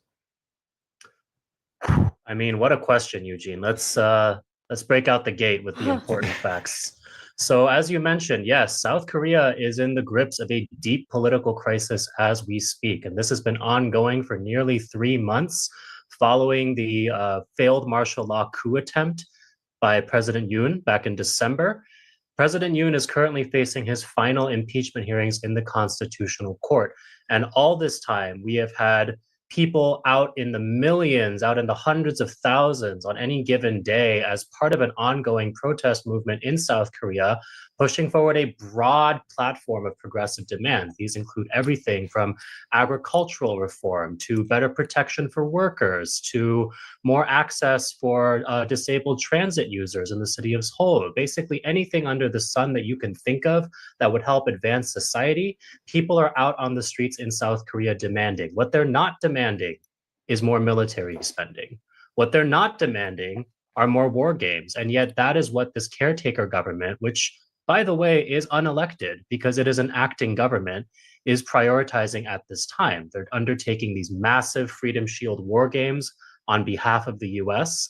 And I think it really tells us a lot about how political priorities get set in South Korea, because you have all these masses of people who are demanding a better future right now, and yet the political class, those in power, can only really be bothered to serve the agenda of the big conglomerates and, of course, the United States, which backs up the capitalist system in South Korea with their massive military presence.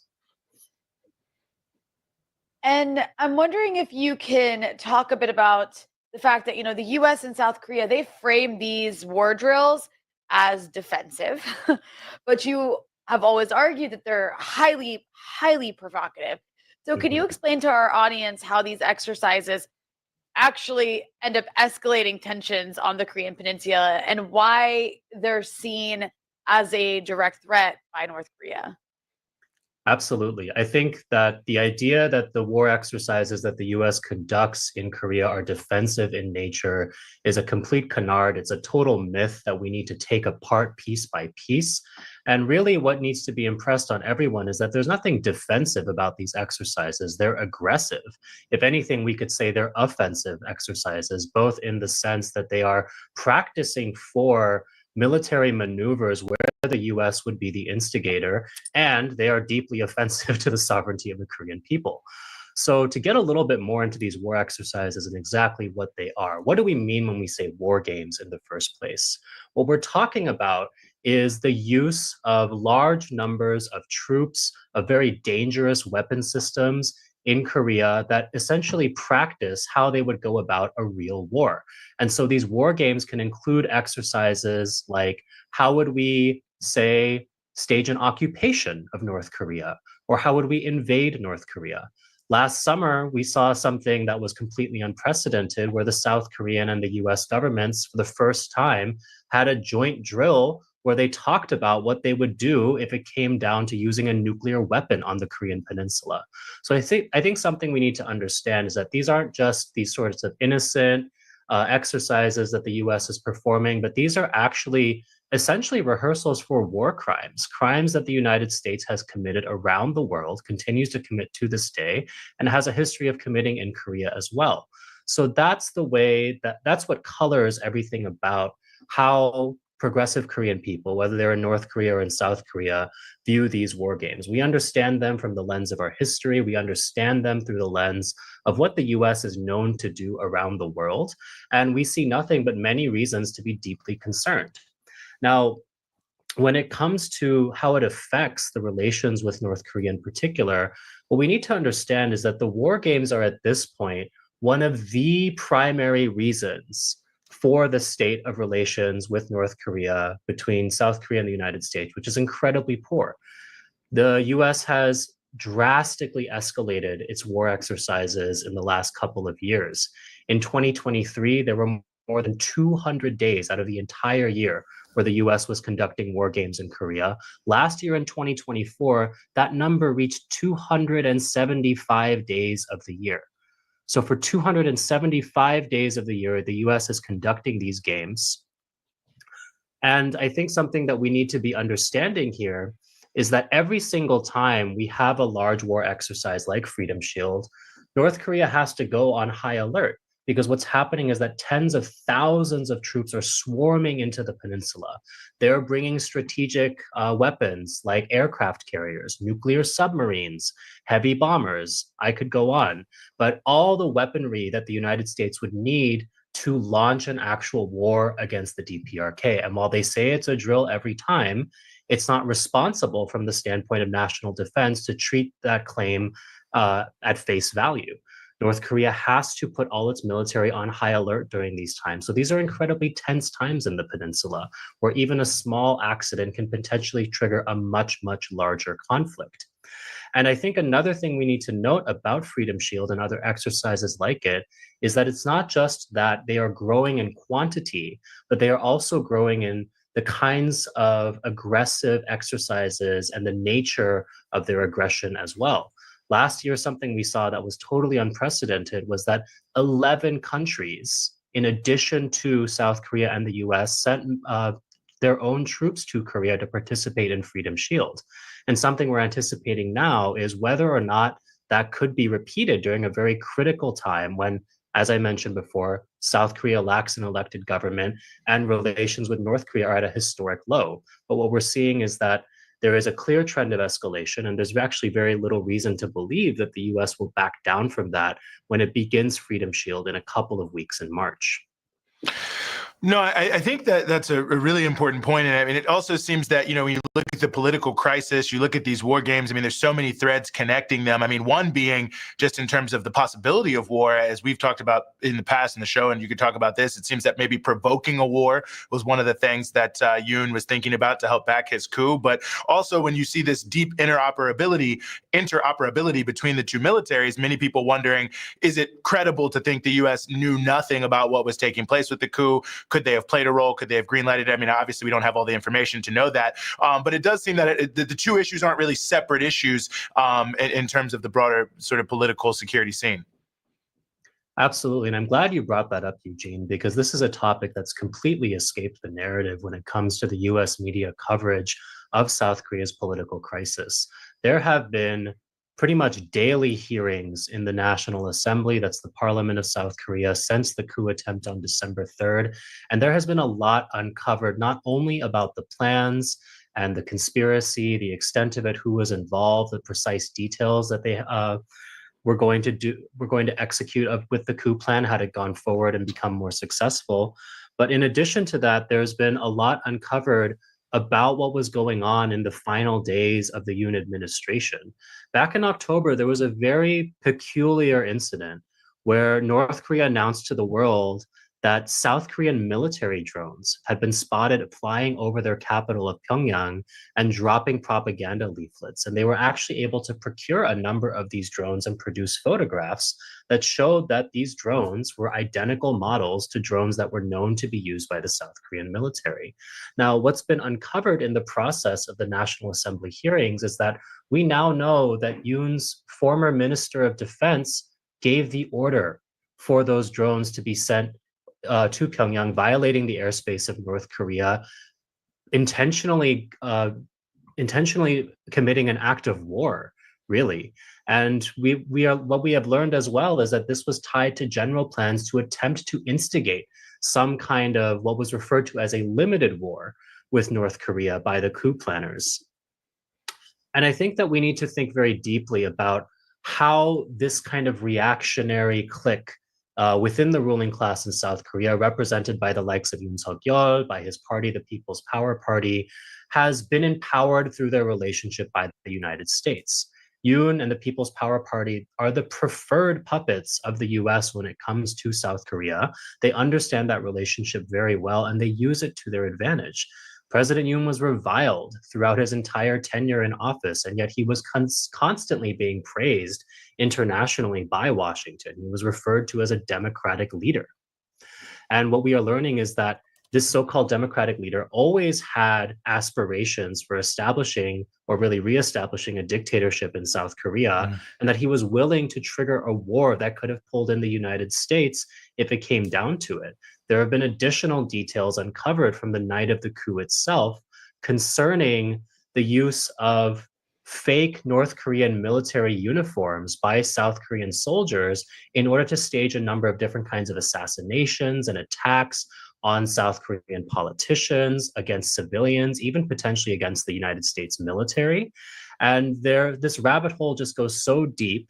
And, it's really only South Korea's government which is continuing this investigative process, but the details of this are really not being discussed in the wider world, when really we were looking at a scenario on the night of President Yoon's coup attempt that could have easily spiraled into World War III. And so I think that when we look at these war games today, when we look at the US ROK alliance, we have to understand that it is a fundamentally dangerous relationship, not only for Korea, not only because there are constantly about 30,000 troops and 62 US military bases in Korea at any given time, but also because this relationship gives the most backward, the most violent, the most conservative sector of the ruling class in Korea the confidence to believe that they have the backing of the world's superpower in order to basically prosecute any kind of agenda they see fit, whether that is domestically or internationally, in attempting to start a war with North Korea that could trigger a regional conflict. Julian, I think given all that you've said, with tensions just being at their highest, the potential for it to spiral out of control in an even more dangerous way at any moment, what role do movements for peace and even reunification, both, of course, in Korea and internationally, what role do those movements have in pushing back against this U.S. militarization and advocating for a different future for Korea? Right. I think one of the most important things is that we have to play our part in breaking the US's monopoly on the narrative over Korea. Right now, we have a situation where the US is able to act with impunity in Korea because it is in a position to be able to define the truth for the world, even though, of course, we know that the narratives that it's propagating are, in fact, deeply biased towards its own interests, which are not in support of peace and prosperity for the Korean people. And I think when it comes to exactly what we need to do around Freedom Shield, I want to point to what organizations in South Korea are going to be doing in a couple of days and what we're joining them to do here in the US as Norutul. On March 1st, there are going to be a number of mobilizations across South Korea, across the US as well, opposing Freedom Shield, supporting the demands of people in South Korea who are pushing for a progressive transformation of their society. And this is all being done on March 1st, which is an incredibly significant date in the history of the Korean independence struggle. If I had a little bit more time, I'd share more details about that. But I really encourage folks to come out to a mobilization, particularly if you're in New York, San Francisco, Los Angeles. Those are places where Norutul will be mobilizing. There's also going to be another mobilization occurring in Seattle. So find out the information, join us, and learn more about what's really going on in Korea, the US's role in it, and how we can continue this movement and this struggle, because it's really not right that the US is able to essentially do whatever it wants on the Korean Peninsula. It's an incredible danger to the Korean people. It really puts the people of the world at risk as well, given all the geopolitical interests that are tied up in our homeland.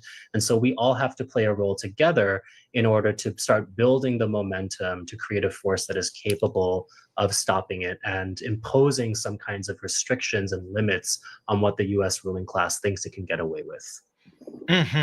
Well, a lot to cover, a lot to continue to cover. We are always very honored to have you with us, Joo-hyun Park, who's a member of Norutul and also the engagement editor at The Real News. Thanks, as always, for giving us some of your time here on the Freedom Side. Thanks.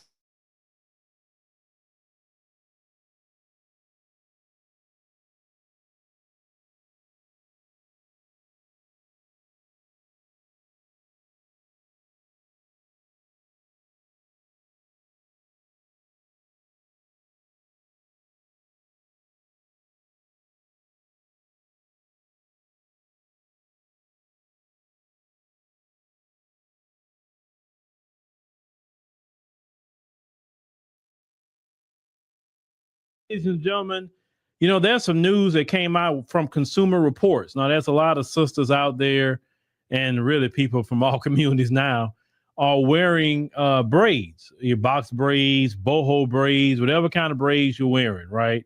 But in a lot of the hair that's being used, the synthetic hair that's being used, has been found there's a lot of carcinogenic chemicals that's being in this synthetic hair. So let's go ahead and check this out. So as you can see here, dangerous chemicals were detected in 100% of the braiding hair we tested. So they said they sent to the lab 10 of the most popular synthetic braiding hair products they say on the market from brands of Magic Finger, Sassy Collection, Sensational, Shake and Go, and others. Carcinogens were detected in all of them. Now, I come from a petrochemical background, and I can, I have some knowledge about some of these chemicals actually myself, and we get into that. They're talking about, say, whether they want to streamline their beauty regimen, they say add some gorgeousness for vacation or prepare for little ones for a few weeks of a sleepaway camps, and many Black people would pick braided hairstyles as they go to, especially in the summer, especially on vacation. They say braids can deliver, say, that look, that chic versus no fuss, and they say they can be worn for weeks at a time, minimizing the need for daily hair maintenance and all the copious products, breakage, heat, and wear and tear that comes with it. They say it's talking about it's rooted in the culture. They talking about all the people that has worn it. They say these beloved protective styles actually, they say, be doing more harm than good. Now they say after experiencing a braiding debacle 2 years ago, Crystal Thomas, a student at Albert Einstein College of Medicine at the City University, they say, of New York, set out to find the answer to this very question. Thomas went to a professional stylist to have her braids done using what she recalls was the popular synthetic brand, Canacolon. They say her problem started the same day. She said I couldn't sleep well, my throat felt irritated, and I had trouble focusing on any type of work I was doing because of the smell. They say the smell wouldn't go away even after washing my hair a couple of times. So experiencing discomfort, she removed the braids a week and a half later. So typical, people wear it for several weeks. So she then decided to research possible health issues tied to braiding hair as part of her public health coursework, and she published her findings and commentary about the risk of carcinogenic materials in hair products for Black women. Okay, so of course she wasn't the only one that had this experience. They said, of course, Black women are primary users of these products. That people of African descent are the largest group of consumers of hair wigs and extensions. They said the U.S. market these products valued at $2.79 billion. That's crazy.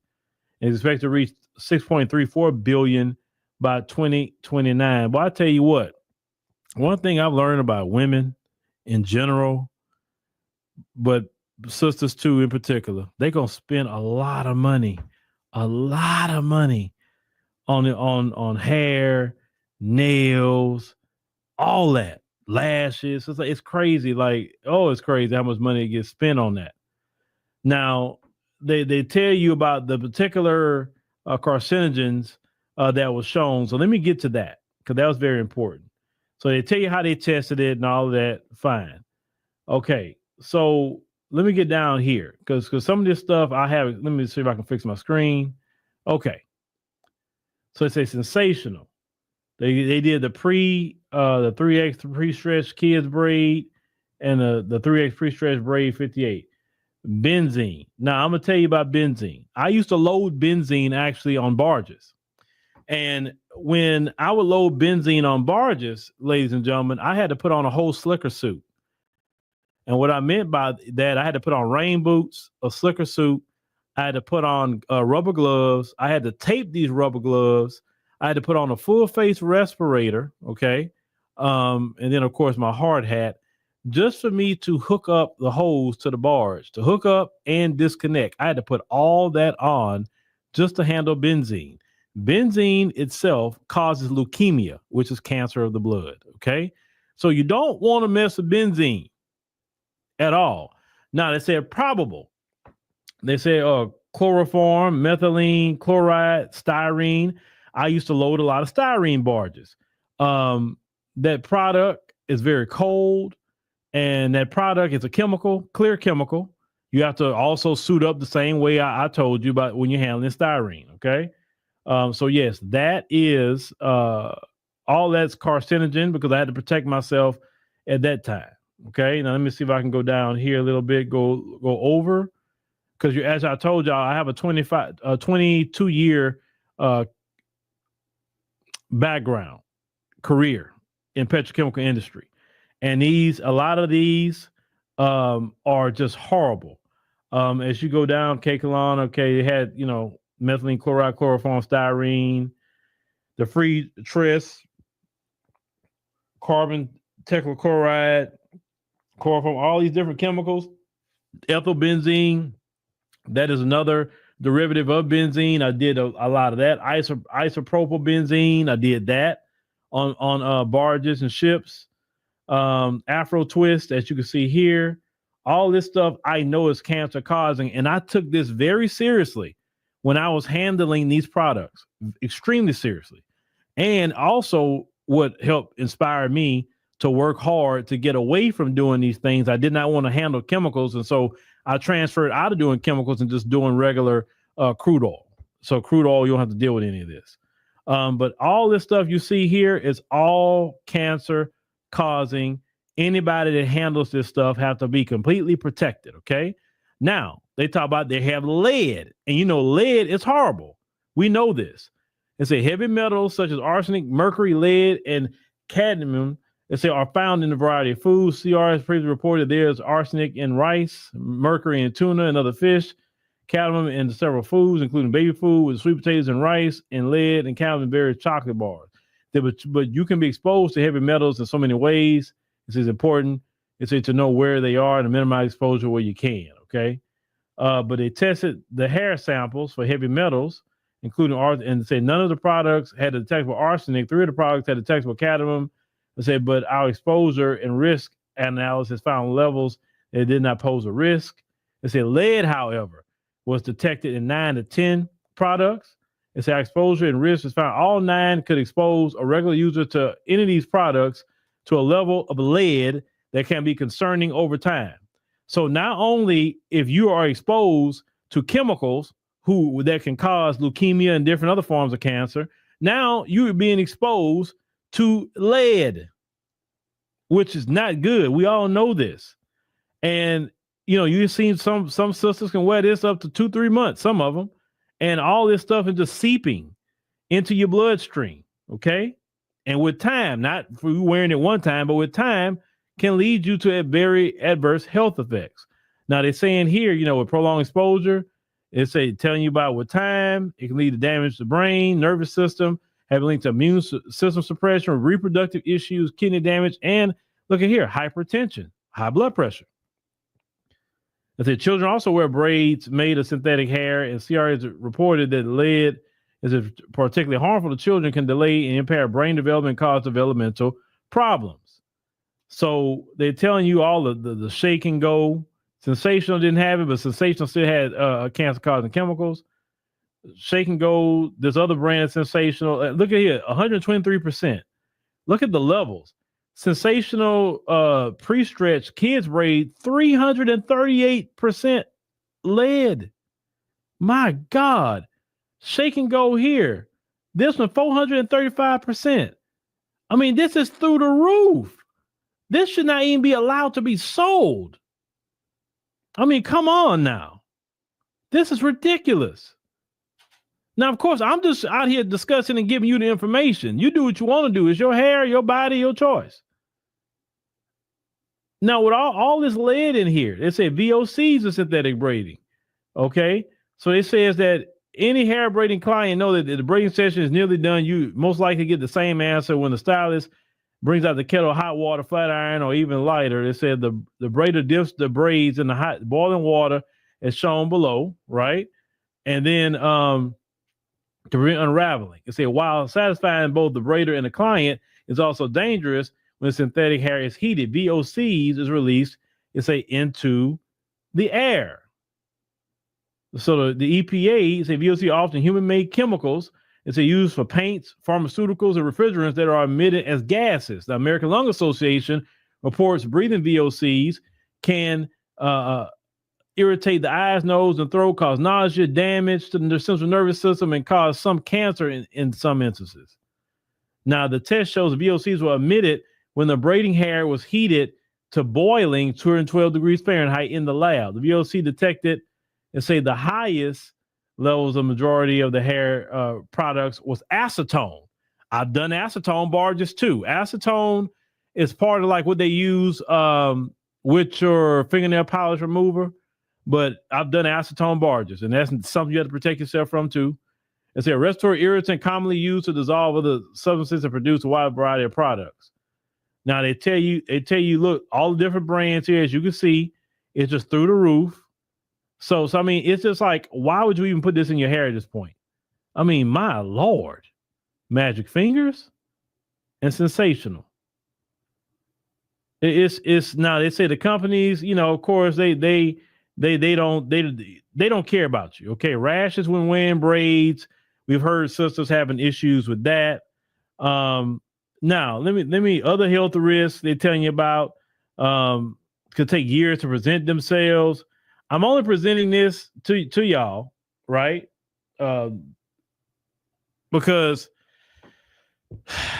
I think the FDA needs to get involved, the Health and Human Services too, and they need to ban these products. They need to ban them because you're literally putting dangerous chemicals that can harm the health of, and there's more Black women aware of this than anybody else, that can harm Black women.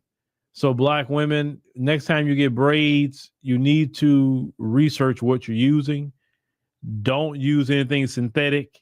And even if it is human hair, where is it coming from? What's the testing on it? Like, y'all have to really make sure to anything synthetic, right? Synthetic is just bad on a good day. Synthetic. Please stay away from synthetic. So synthetic is just chemicals, is fibers and all of that. I just want y'all to be healthy. That's all, right? Just be healthy. And I want you to live a very long time. So please don't put any synthetic hair in your head. Please don't. Because just for the sake of your health, your family, and because, you know, people dealing with cancer and all of that, that's, you know, some people survive it. A lot of people don't. It's a lengthy process, extremely expensive. So, you know, we need to do everything we can to try to, you know, keep ourselves healthy. So please, for your health, stay away from synthetic hair. Kofi, follow me.